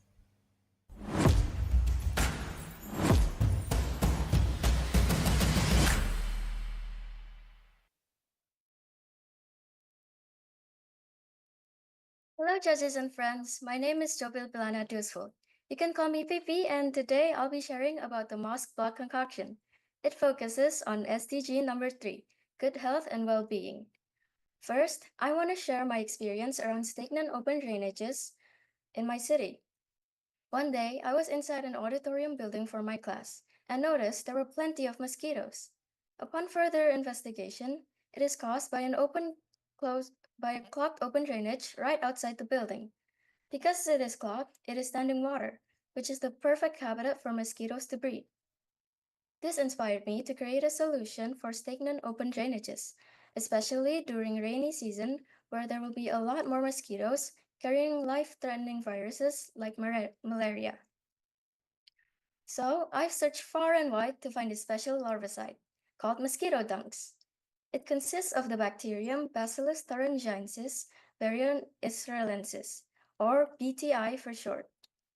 It is aimed to specifically kill mosquito larvae and black fly by producing a protein that becomes toxic when met with the digestive system of the insect.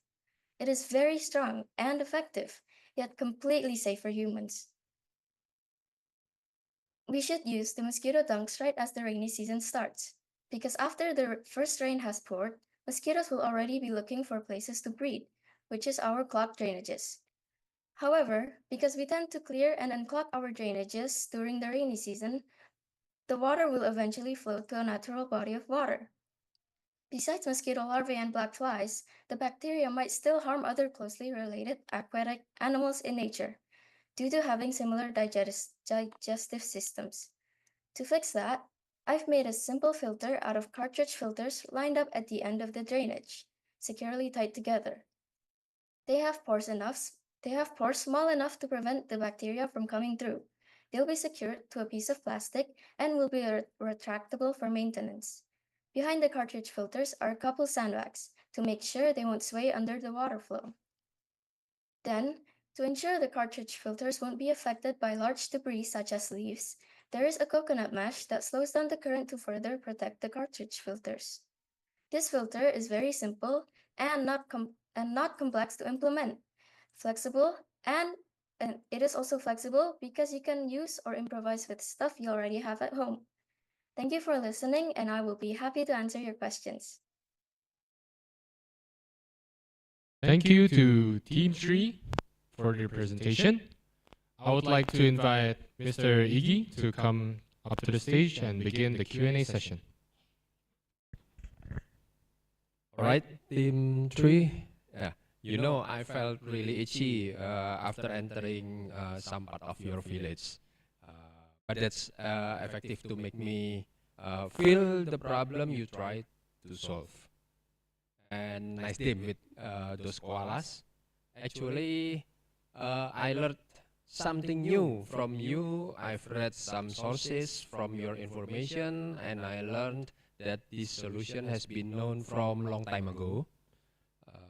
So I wondered why this solution hasn't been implemented in Indonesia from long time ago.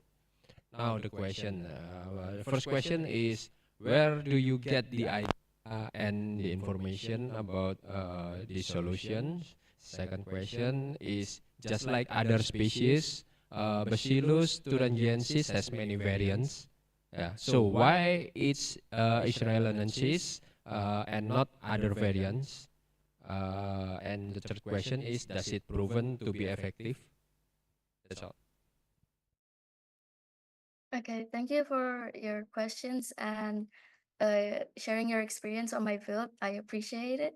The first question, I get the solution from a lot of research. At first, I was looking for solutions that I searched for types of maybe larvicide, or maybe there's a way to close the sewage, but I found that it was not effective because open drainages, there are a lot, and if I made a solution to close the drainage, it would be a lot of work and very complicated. So I chose to search for a larvicide instead, and I found the mosquito dunks from many different sources. And also, to answer your other question, it is proven to be very effective, and many people on the internet I have read recommends mosquito dunks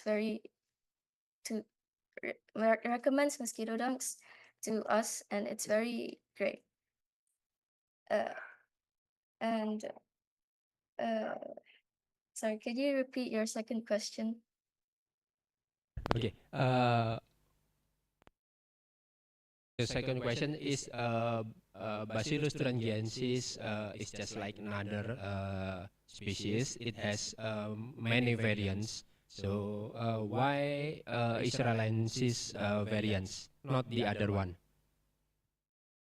Because the other variants are not aimed to specifically kill mosquito larvae, because Bacillus thuringiensis is could be used as a pesticide itself. It is found on some. There was a project that mutated corn with another Bacillus thuringiensis variant, and it is supposed to kill hornworms.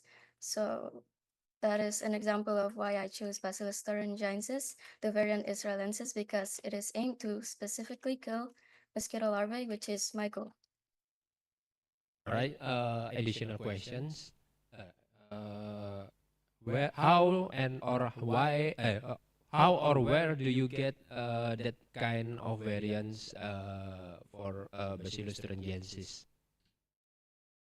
Yes, it is. The bacteria itself is found in a product called mosquito dunks. It is made by a company called Summit, but there are a lot of other companies that also create mosquito dunks, but we have to be careful when picking the mosquito dunks because not all of them are the same.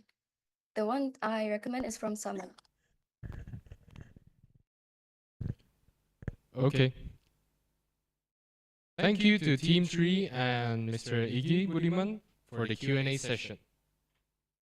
Let us give Team 3 a round of applause for their remarkable moss block concoction.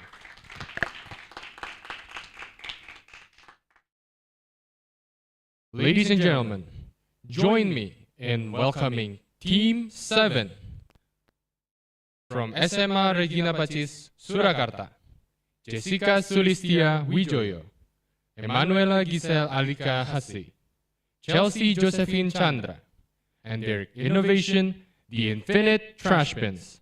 A heavy round of applause for them, please.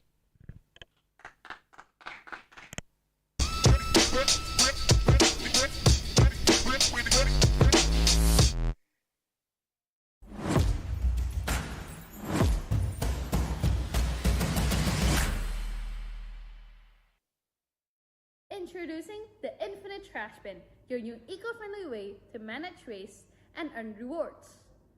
There are 3 types of bins. One for inorganic waste, one for organic waste, and the last one for paper waste. Here's how it works. Tap your card on a black screen. Then the bin automatically opens. You can then deposit your trash, and the more you dispose of, the more points you earn.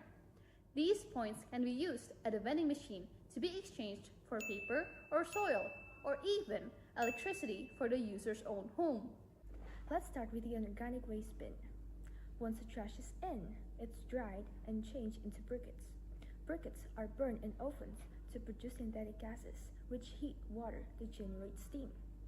This steam turns a turbine that generates electricity, benefiting the surrounding community. Next is the organic waste bin. After you unload your trash, it's stored in a shared bin for the day. Then, water, soil, and ecoenzyme are added.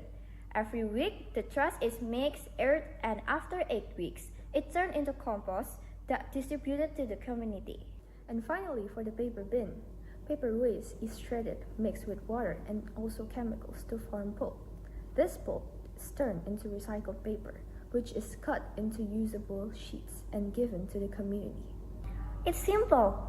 Dispose your waste, earn rewards, and help power your community with the infinite trash bins.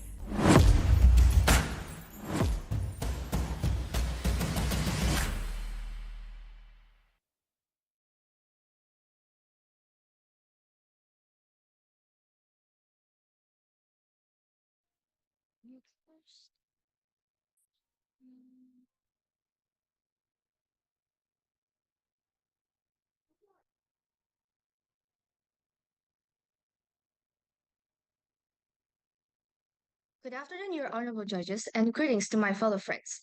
We are Team 7, and today we're going to present our product called the Infinite Trash Bin. But first, let us introduce ourselves.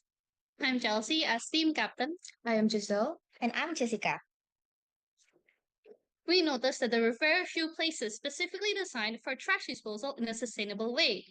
And even for trash that has been separated into organic and inorganic trash, sometimes it ends up in the same place, namely landfills. Moreover, not many people care about whether or not they have separated their trash in the correct bins because they don't actually know how their trash is going to be processed afterwards. So we have decided to focus on SDGs number 11, which is sustainable cities and communities. In order to approach this concern, we made an innovation called the infinite trash bins. The solution fixes all of the problems we mentioned before. By providing a facility where people can convert their trash into useful items, we are increasing the number of recycling facilities and decreasing the amount of waste that end up in landfills. So, how does our point programs actually work? First, the residents can donate their trash in order to receive some points. These points can be exchanged for compost, electricity, and also paper. Then, after doing these activities, every member of the society can contribute continuously in order to creating a sustainable yet educated community. So here it is, our product, 3-in-1 trash disposal, in organic, and paper waste. Thank you for your time, and we'd be pleased if there are any questions. Good afternoon. Sharing. Thank you to Team 7 for the presentation. And now I would like to invite Mr. Anton to come up on stage and to give us a Q&A session. All right, thank you so much. Nice presentation. I want to ask you about what's your plan. What's the next step that you want to do after this? Thank you. So first of all, our product is a very large-scale product. If you saw in our MetaVerse world, it consists of, well, the upfront is just 3 trash bins and a vending machine, but actually it involves a very long process that involves lots of machines. So if we were to realize this in the real world, we would need to work with the government because they would have the resources, and with the government helping us, our product can actually benefit lots of people.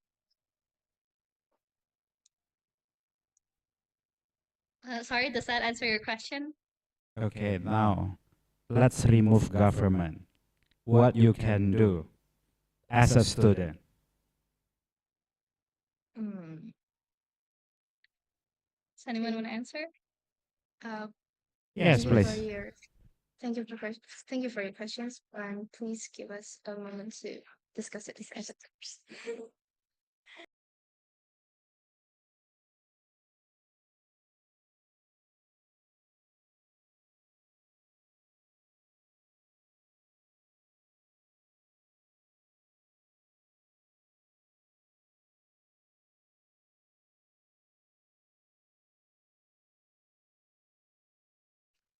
So thank you for your questions, and let me answer it. So basically, from ourselves, we can each uh throw the trash in the categories. So for example, if it's inorganic trash, then we should throw it in the inorganic trash bin. If it's organic, then you should throw it in organic bin. So basically, we have to sort it manually, not by the machine itself. Basically, we have to uh, enhance our awareness about the actual bin. What is it actually? And if I may add, so the whole concept of our bins is to turn our trash, our waste products into something useful. For example, the organic waste bin. It turns organic waste into compost. Although we cannot actually realize this at the moment because it needs a lot of machinery, but we can actually just make compost from our homes. Or even for the paper waste one, we can make recycled paper from our own homes just by using water and some materials. But special for the inorganic waste bin, since it produces electricity and we need a turbine, we cannot actually do that ourselves. But yeah, the easiest way is just to throw our trash into the correct bins. And I want to add a bit more as well. So maybe schools, as we are students, schools can also provide some schools program like such as making the compost from organic itself and also recycled paper. So schools can educate their peers and to contribute more about the aware of their environment. Thank you. That's great answer. Thank you so much. Looking forward to see the prototype. Yes, Thank you. of course. Thank you. Thank you to Mr. Anton and Team 7 for the excellent presentation of infinite trash bins. Let us give them a round of applause.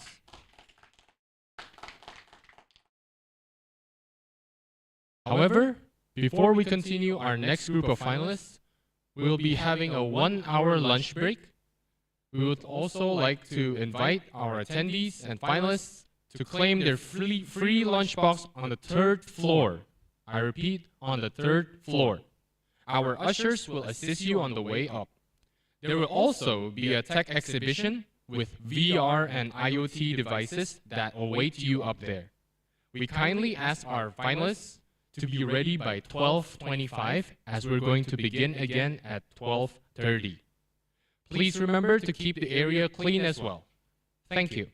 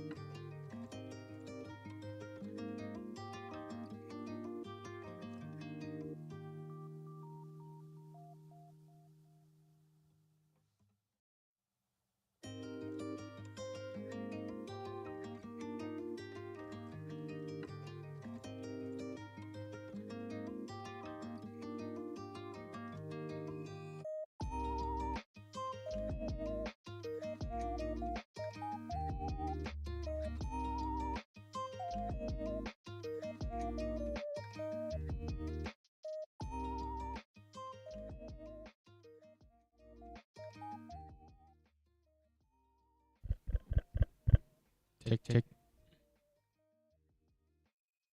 With our lunch break over, we would like to invite everyone to return to your seats.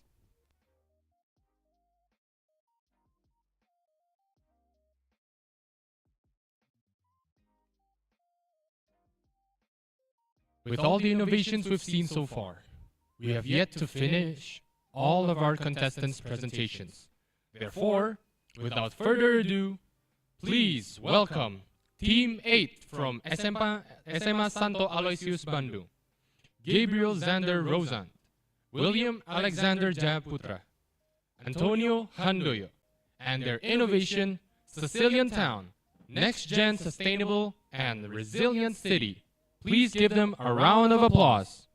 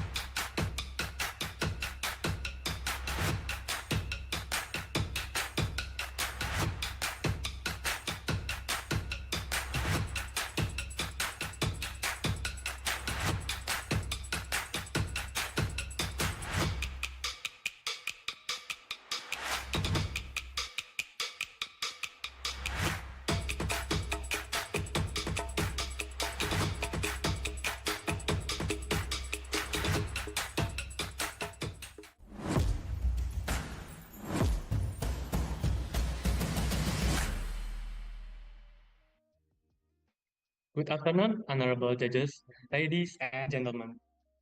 We are Team 8 from St. Aloysius to Senior High School, presenting our MetaVerse project in Medusa Firestone, Resilient Town, a sustainable and resilient city. Inspired from SDG 11, our city addresses several urban challenges like homelessness, energy shortages, poor infrastructure, socioeconomic inequality, and natural disasters. Okay, so on the western side, we have electric generators to supply the electricity to our city, such as dual wind turbines, hydroelectric dam, and nuclear power plant. We also integrate electric vehicles and hydrogen fuel stations to promote clean and environment-friendly transportation to make the city become sustainable, safe, and comfortable. We also have effective vertical farming that requires less land to supply more food to our city. Lastly, we have water treatment facility which converts dirty water into clean and safe water so our city can reuse it safely. Next, we have waste management and green infrastructure. Combat pollution, we have recycling center which reduce our city waste and promotes sustainability. Next, we have footstep electric generator floors that also can be used to apply electricity from pedestrian footsteps or any pressure. On the left, we have green algae tanks, which produce more oxygen than tree, and local food market to support our farmers and food security in our city.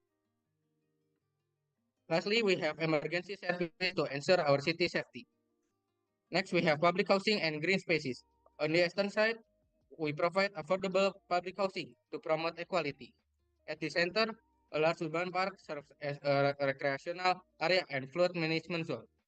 The southern side houses schools, a historic district, and a cultural museum to preserve knowledge and heritage. Times that is part of the larger flood management system our city has. This floods are a key component of our green infrastructure, helping to absorb excess rainwater, reduce urban flooding, and improve water quality. In addition to their functional benefit, they also create natural habitats for wildlife and provide green spaces for people to enjoy. By integrating this nature-based solution like this into urban planning, cities can become more resilient to climate change while enhancing the overall quality of life for their residents. In conclusion, Resilient Town is a self-sustaining, resilient city that tackles urban challenges with smart infrastructure and sustainable solutions. It is a model for the future where technology and nature can coexist harmoniously. Thank you for your time and attention. Okay. Thank you, Team 8, for your presentation. I would like to invite Judge Nero to begin the Q&A session. Your time is yours. Hello, am I audible? Can you guys hear me? Yes, we can. Yes, we can. Okay. Okay. Perhaps 2 to 3 questions here. Hello, boys. The first question, can you elaborate more on the water, the reused water system? Because I see only a graphic, right? I mean, I need to know more detail about it.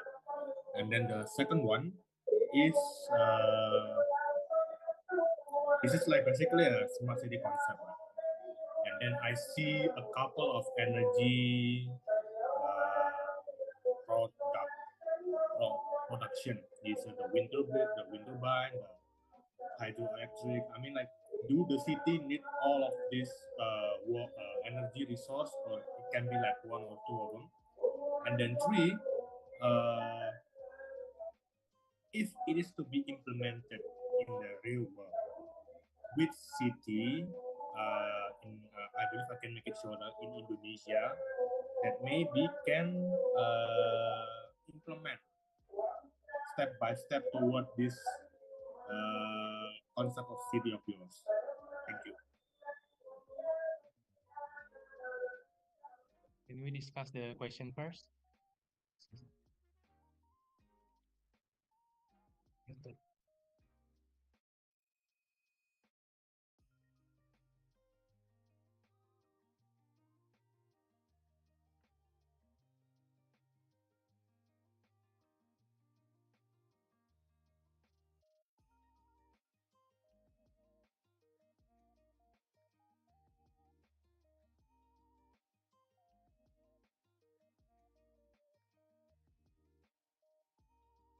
Okay, so the water treatment plant process raw water to make it safe for drinking and other uses by removing impurities and contaminants like it's filtering the used water. The process typically begins with coagulation and flocculation, where chemicals are added to make particles clump together. This followed by sedimentation, allowing heavy particles to settle at the bottom. Next, it's filtration to remove small particles like bacteria and other contaminant uh, and other contaminants by using sand, like gravel, or disinfection uses chlorine, ozone, or if you like, to kill harmful microorganisms. And also some plants also include advanced treatment like reverse osmosis or carbon filtration to remove specific pollutants. The treated water is then stored and distributed for consumption. What is the second question? Sorry, what is the second question? I see multiple energy sources here. Is the city need all of the energy sources like the wind turbine, the hydroelectric gel to running, or it can be like one of them? And what's the reasoning?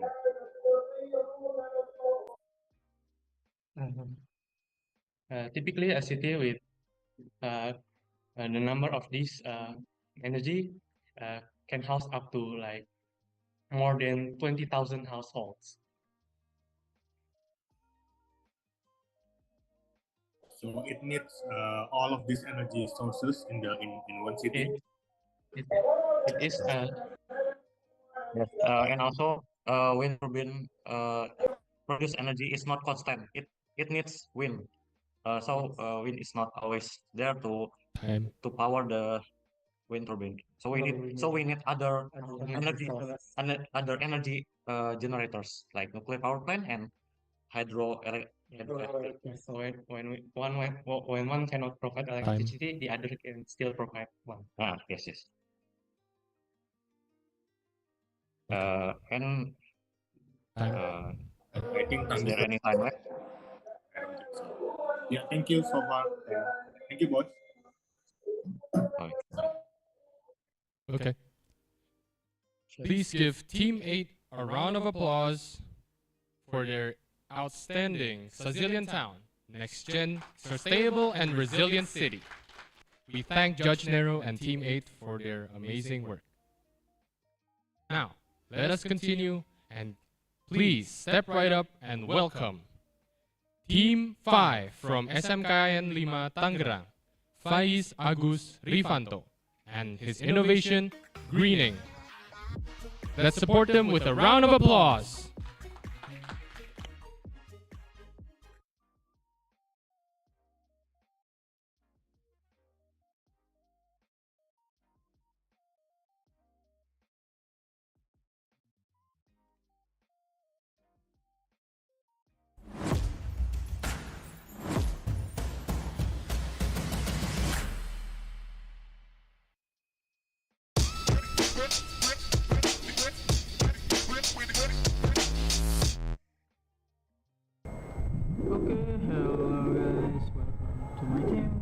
Team 5 SMK Negeri 5 Kota Tangerang. Okay. This is a welcome board for visitor. It's a relaxed place. Same relaxed place. This place can also be for families or couples while looking at the garden, and also for families who can see their children playing. This is a place for barbecues at night when people have free time. This is a comfortable housing complex where everyone definitely want to be here, with a peaceful, calm and clean environment, and it is also not crowded and cramped. The last and clean. Look at this, so good. Not enough for the video present.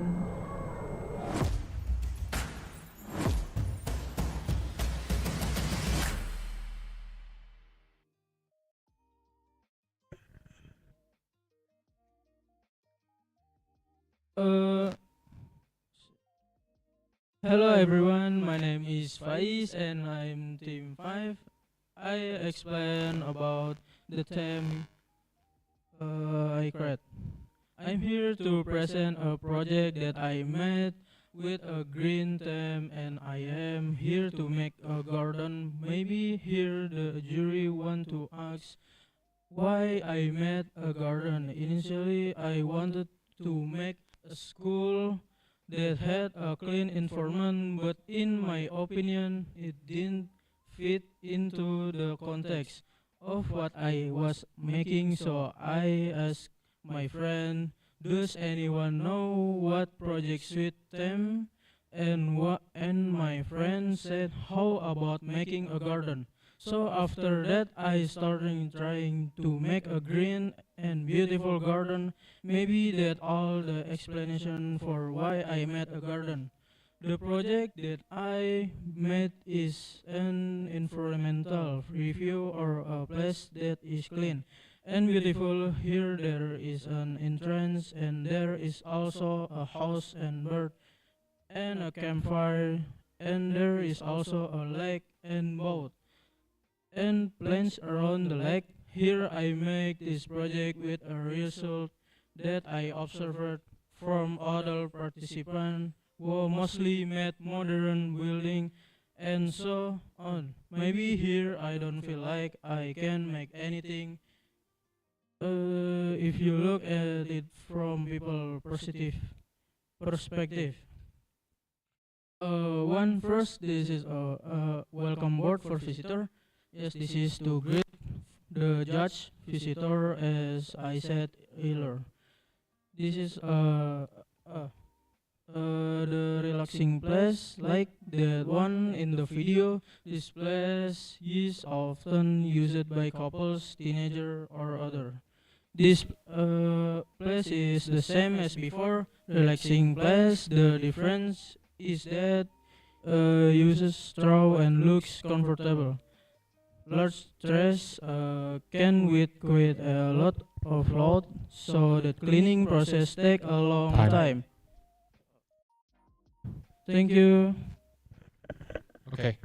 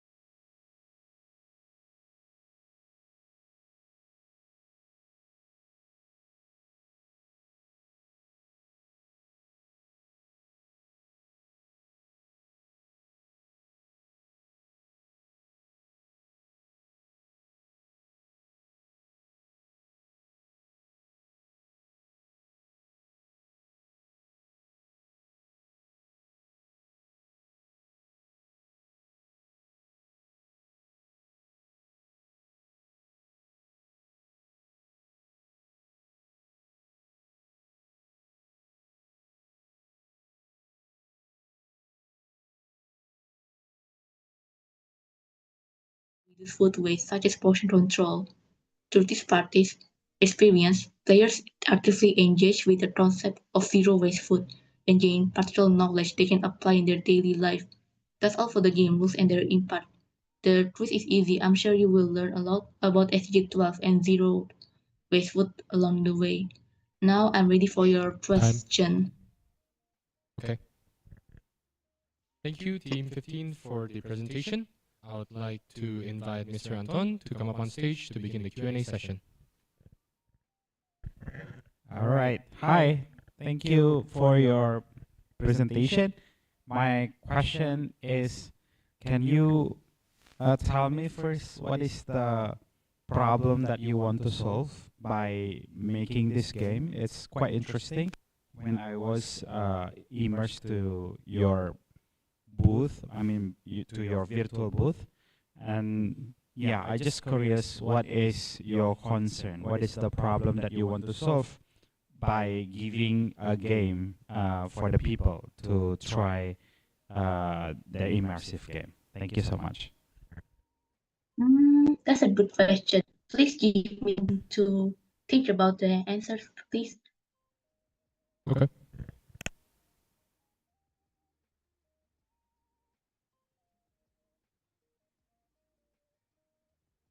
Wait, may I ask what's your question again?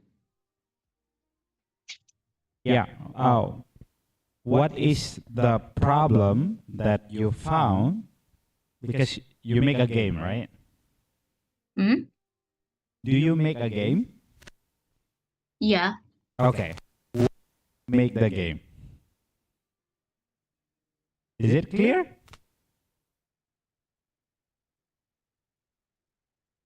I don't hear you quite well. Oh. Why did you make a game?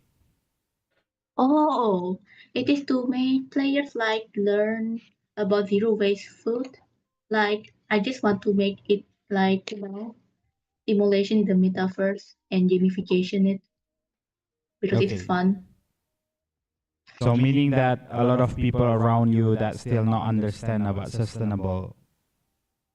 Yeah, and to educate them also. Okay. Thank you so much. Thank you. Since we still have time, I would like to invite Judge Nero to continue with the questions and answers.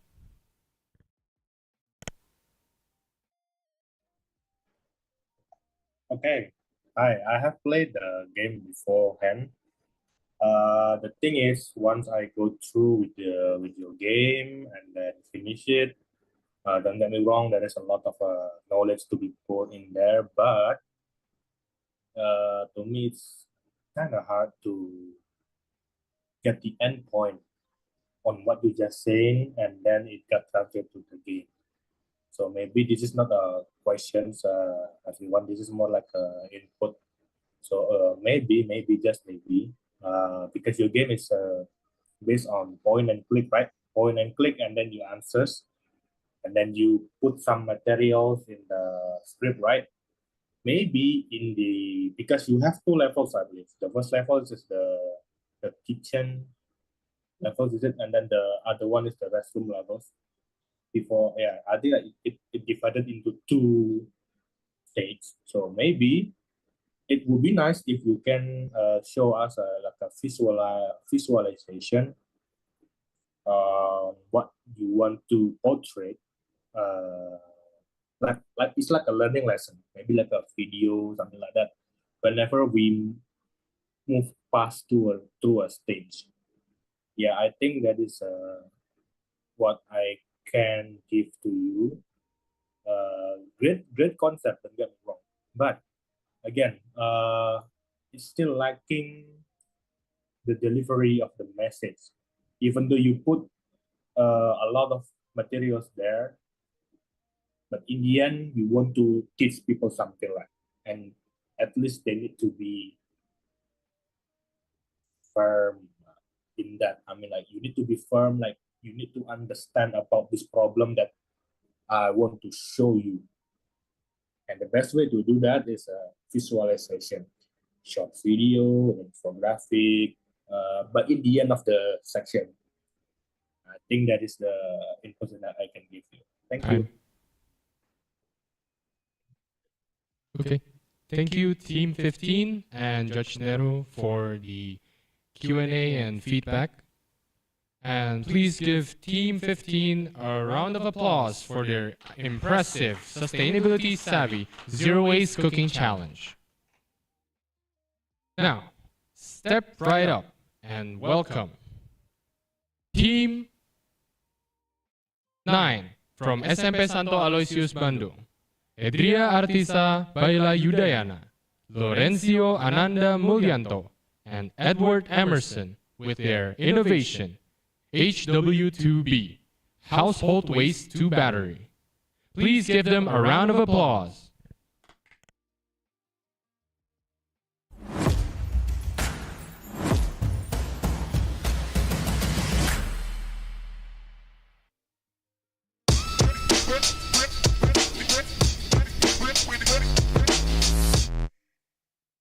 Hello, today we will be presenting our project called HW2B.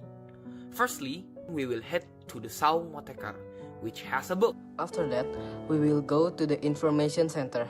Next, we will enter the house where there are 3 quizzes.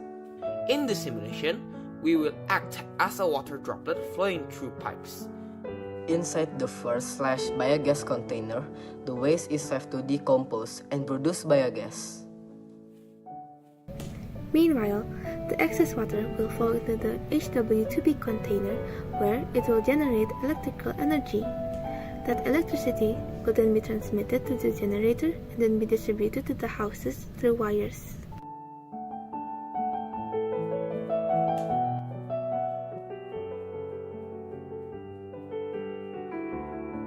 That concludes our project presentation. Thank you.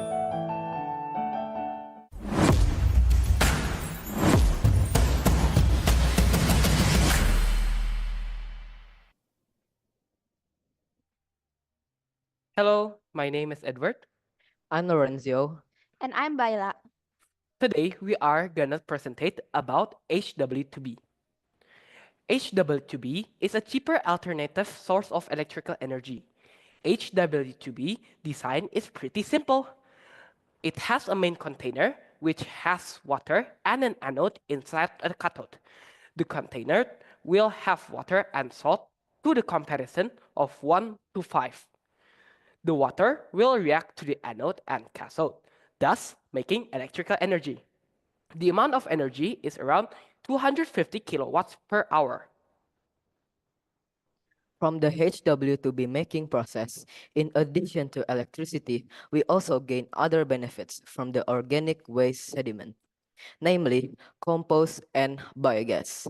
The compost can be used as a fertilizer for plants around the house, and the biogas will be supplied to the house to be used as fuel, for example, for the stove. In conclusion, HW2B is a simple, cost-effective energy source that generates electricity while producing compost and biogas. It helps reduce waste, lower energy costs, and support sustainability. By adopting HW2B, you can save money, power your home, and contribute to a greener future.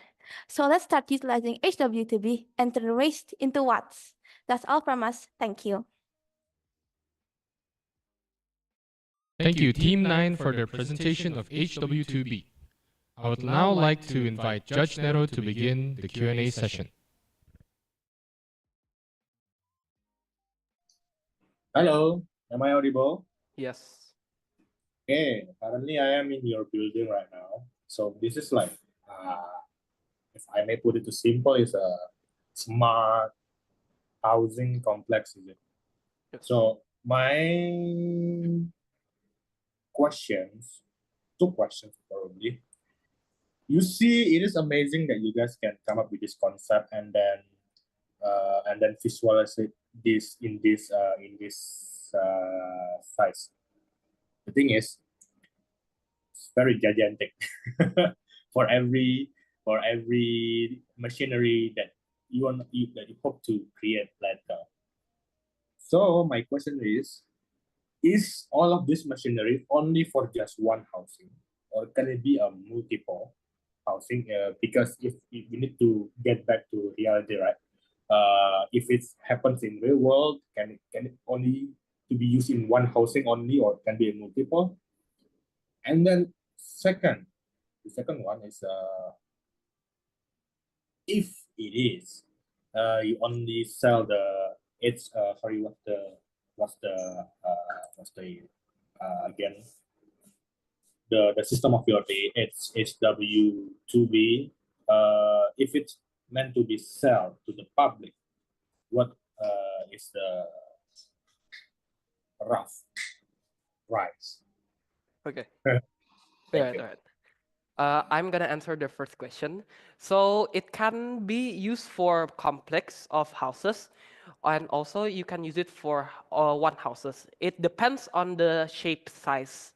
If it's small, it can be used for small houses, one houses. But if it's big, it can be used for complex.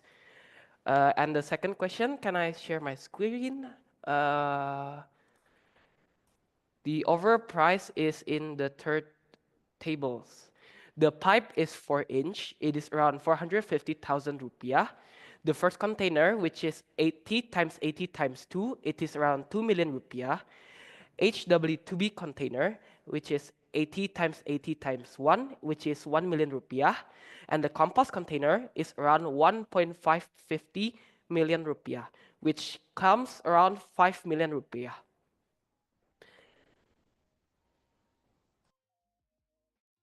Oh wow. Okay. Now you give me new angles to work on. You said that the first one it can be a multiple houses, correct? So with this visualization on the metaverse that you guys created, what is the max number of housing for this one single system? Like you guys can give me a rough answer on it. And then second, 5 mil for this entire system? Yes, it is around 5 million. But the HW2B compartment only costs like 1 million, I think. Okay. Please give me like what is the max on just for this one system, and what is the max housing can it cover? Thanks. Thank you. Okay. So the housing, I think it can hold around 4 houses in each complex. It is with the size of the simulation inside the Medusa tech. But if it's in real life, I think it's around 4 houses. It is with energy that is counted with each usage of house, I think.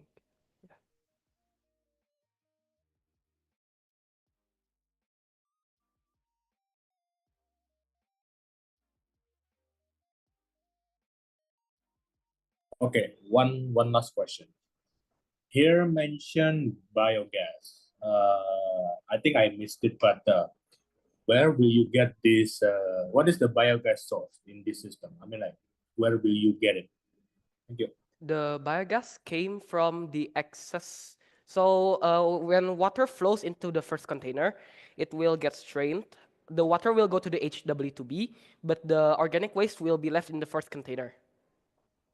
The first container will build up trash, and the trash will produce biogas.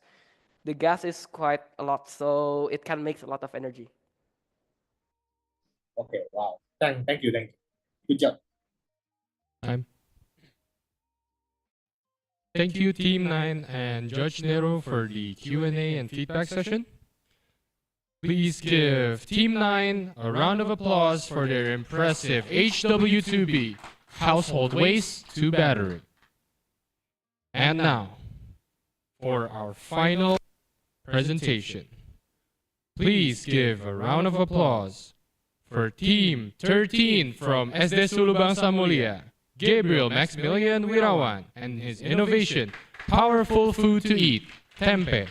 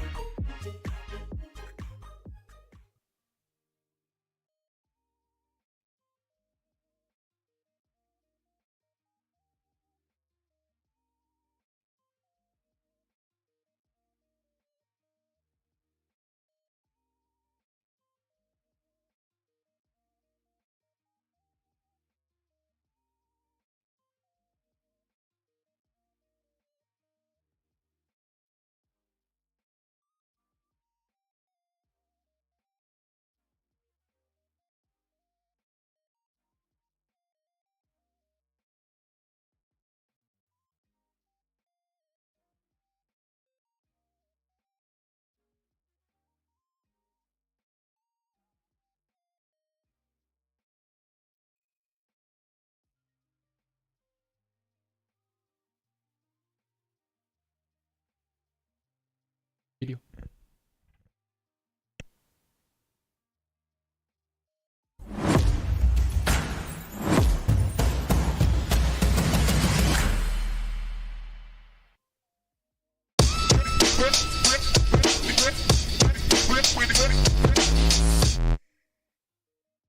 Hello judges, my name is Gabriel Maximilawan.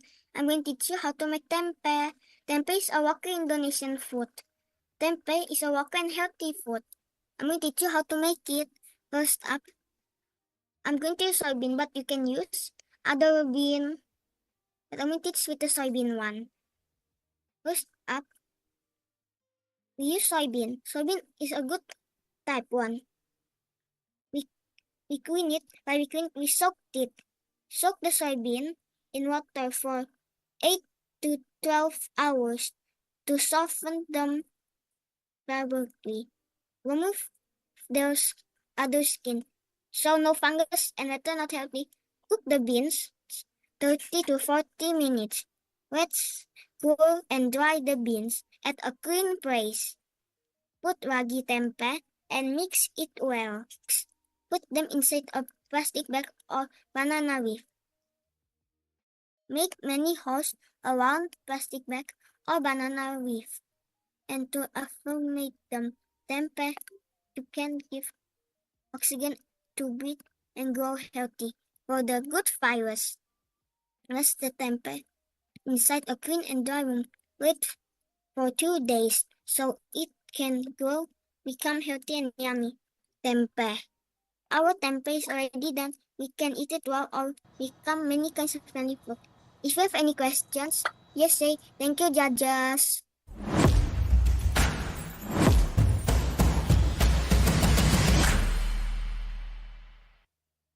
Hello, judges. My name is Gabriel Maximilian Wiwawan. I am 8 years old. Today, our Earth is facing global warming. One of it that causes it is because of meat. Also, farm industry. To make a farm industry, we need to cut so many trees. And when the tree get cut, the earth don't get much oxygen. And when cow, fart or burp make bad oxygen for the earth.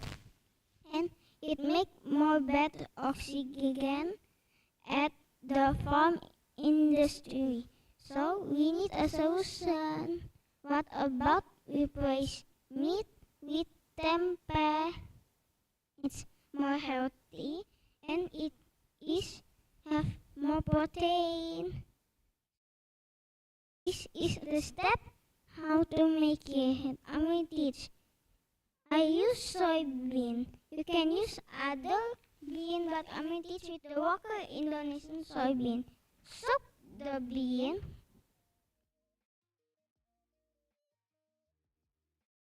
Soak the bean, and by cooking it, peel the skin off so no fungus.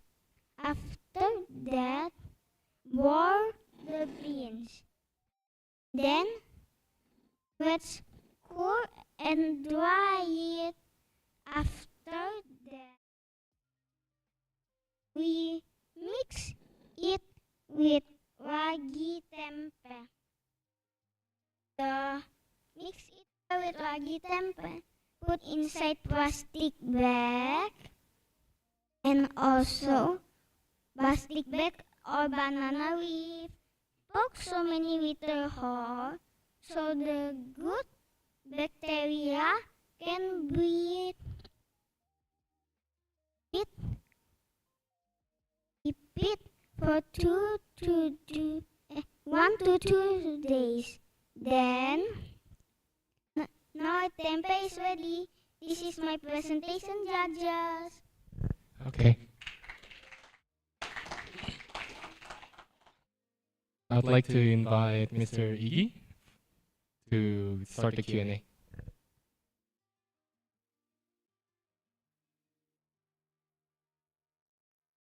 Right, team 13, Mr. Maxer. Yeah, yeah. I already visited your place. Yeah, your place is cool with tempe everywhere. Yeah. You, yeah, you really put tempe in every people mind who visited your place. Yeah. Almost at every corner, right? Yeah, right. What you can do to add innovation and creativity about tempe is finding an easier or shorter or less energy required for tempe production. That's my suggestion. And also, you can find new ideas how to make tempe much more attractive and desired by more people. Yeah. Now my question is, do you like tempe? It would be ironical if you are promoting tempe by yourself, but you don't eat tempe. Wow, great. Oh, tempe goreng, nice. Yeah,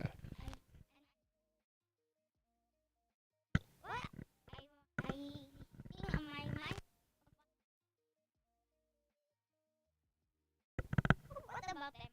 I might just say that. okay, that's nice. Yeah, I to might hear just say that. like that. You said earlier that we can wrap the soybean with a plastic bag or banana leaves. Yeah. So is there any differences when you are using banana leaf and plastic bag? No, actually, only a little bit of the smell.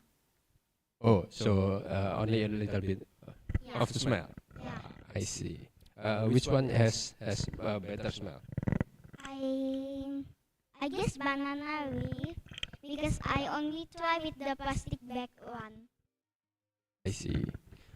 Now, in what ways do you think tempe should be present to people so people can love more with tempe? Do you have any idea? I have one. It could be a future meat. It could be meat at the future because it have more protein and also it have more protein than meat. Okay.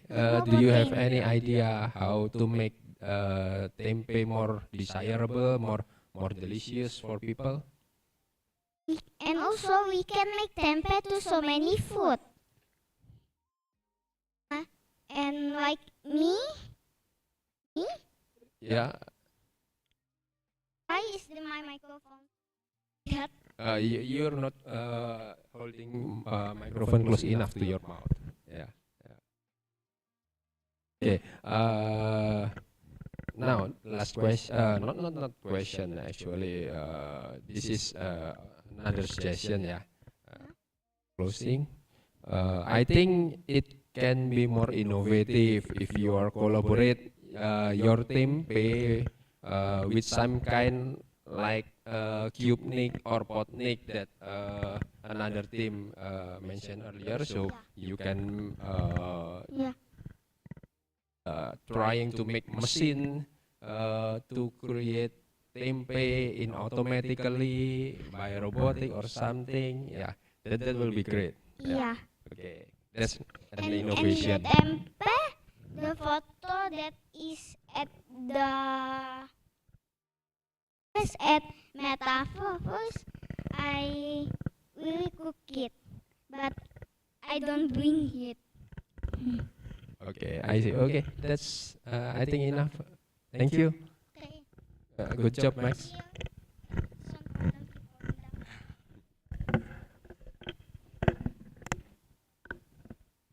Okay.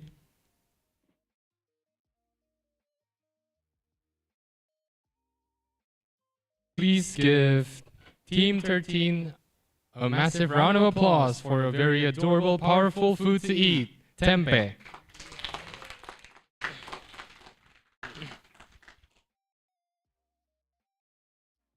We thank our group of finalists for their hard work and dedication to become the champions of VIRWICA 2025. However, there can only be 3 winners.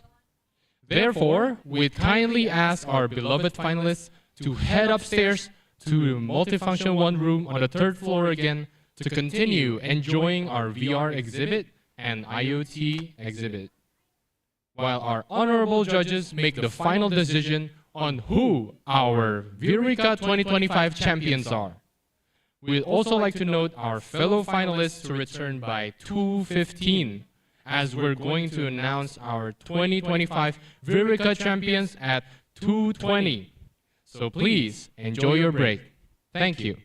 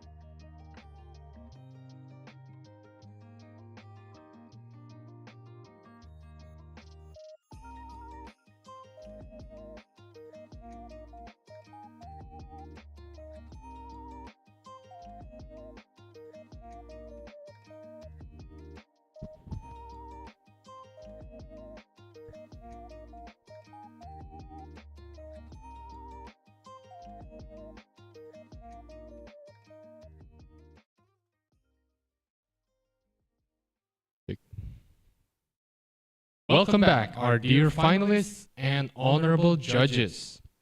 Proceeding to our most awaited agenda, we will be announcing the VIRWICA 2025 champions. Across the presentations, we've seen many innovative creations from ponds, smart cities, renewable energy. And now we're going to decide on who has the best creations. Remember that there can only be 3 winners. However, we'd like everyone to unmute their mics on Zoom to show us your excitement first. So please.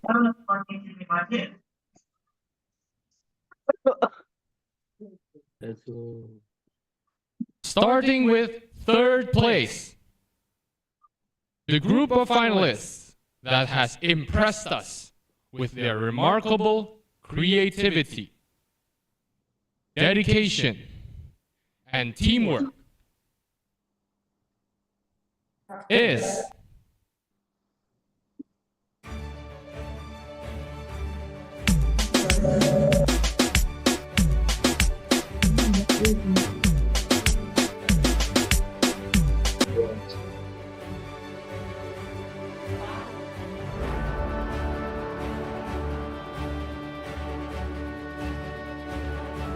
Team 3 from SMP Sulubangsa.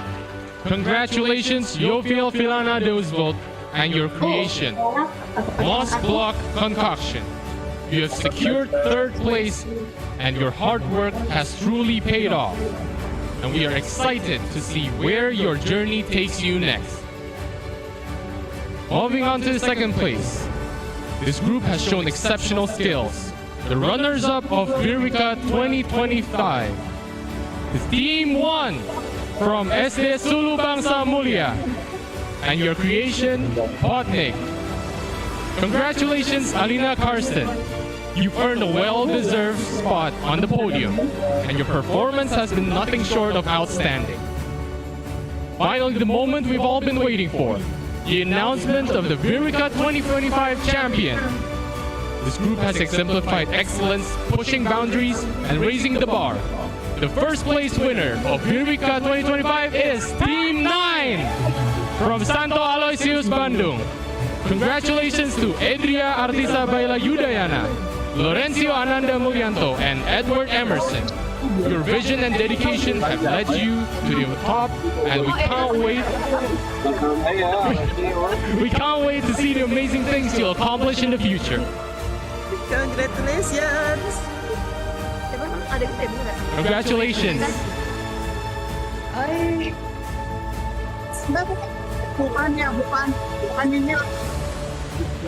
Okay. Please show us the bronze award first, so that our documentation team can take a picture. Team 3.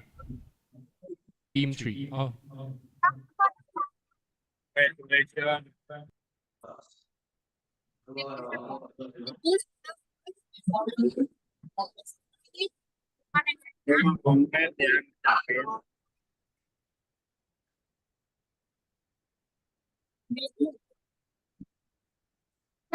Bronze award, Team 3.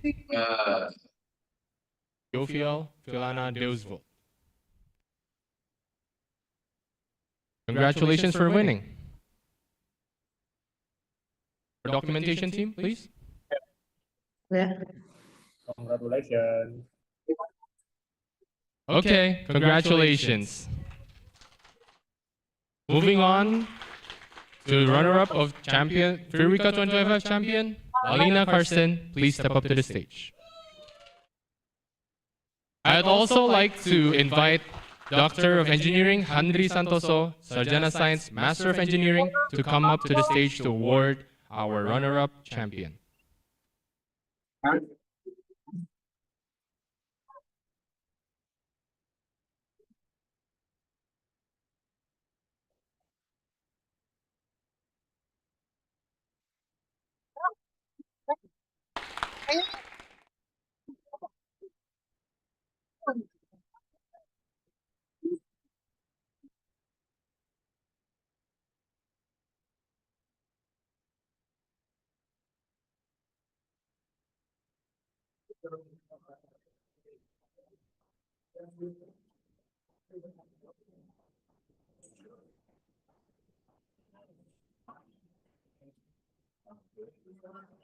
Congratulations! You deserve your silver award. Okay, moving on to the champion of VIRWICA 2025. Team 9, please spin Team 9. From SMP Santo Aloysius, Bandung. HW2B, Adria Artisa Baila Yudayana, Lorenzo Ananda Mulyanto, and Edward Emerson. Congratulations for winning VIRWICA 2025. Fotoin. To our documentation team, please take pictures. Congratulations. Congratulations. Okay. Congratulations, kiddos. As we've come to the penultimate end of MultiVerse Conference 2025, I'd like to invite Mr. Handri again to give us a closing speech.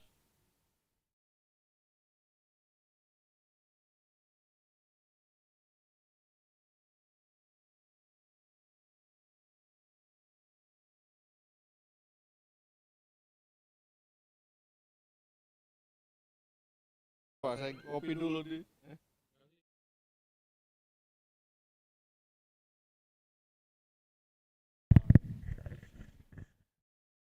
Okay, good afternoon, everyone. Sorry, I not prepare the closing speech in English, so I will talk in bahasa Indonesia. Yang terhormat para pembicara, peserta, dan seluruh hadirin Metaverse Conference 2025. Assalamualaikum warahmatullahi wabarakatuh. salam sejahtera bagi kita semua.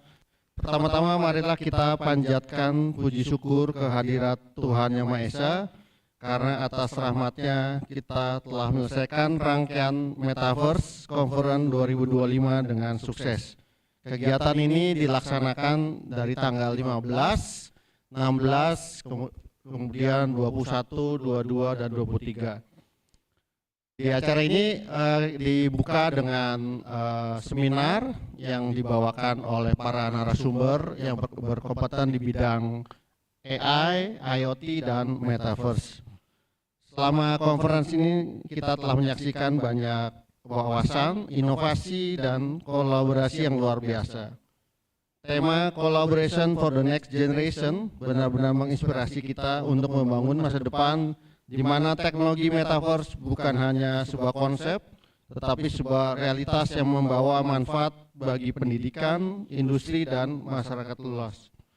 Saya mengucapkan terima kasih yang sebesar-besarnya kepada para pembicara, akademisi, sponsor yang mensponsori kegiatan ini, kemudian juga partner kami yaitu Medusa Teknologi. Semoga kegiatan ini akan berlanjut di tahun-tahun berikutnya. Kami dari Universitas Pradita berkomitmen untuk terus mendukung pengembangan inovasi dan kolaborasi yang berkelanjutan. Kami berharap semangat yang kita bangun dalam konferensi ini tidak berhenti di sini, tetapi terus berkembang dalam berbagai bentuk kerjasama yang nyata di masa mendatang. Akhir kata, saya mengucapkan selamat kepada seluruh peserta yang sudah memenangkan hasil, ya. Kemudian juga kepada narasumber serta sponsor serta Medusa Teknologi. Semoga kolaborasi besar akan membawa perubahan positif bagi dunia. Dengan ini secara resmi saya menutup MultiVerse Conference 2025. Sampai jumpa di tahun depan. Wassalamualaikum warahmatullahi wabarakatuh.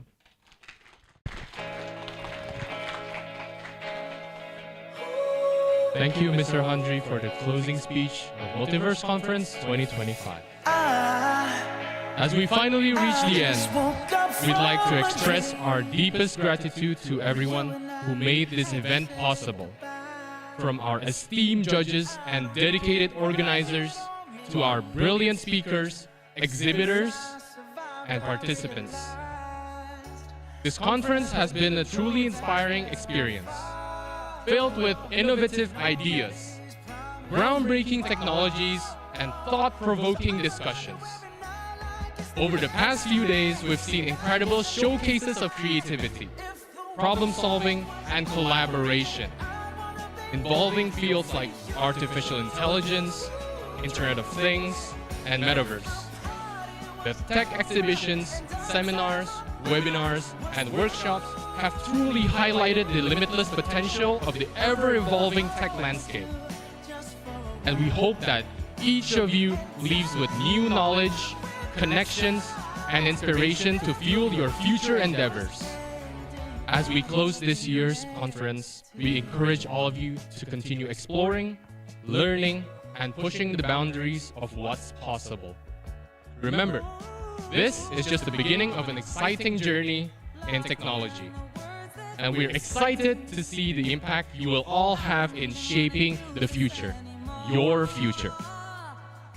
And finally, we would like to express our gratitude to Sekolah Tinggi Informatika dan Komputer Indonesia, Universitas Nasional, Yayasan Inisiatif Terapan Pedagogi Nawasena, e-Journey, and Asosiasi Pengembang Ekosistem Metaverse Nusantara for their commitment as our key partners. Additionally, we extend our thanks to our exceptional sponsors, Red Bull, Galva Technologies, and last but not least, a token of appreciation to our media partner, Himpunan Mahasiswa Sistem Informasi Universitas Pradita. On behalf of the entire organizing team, thank you once again for being a part of MultiVerse Conference 2025.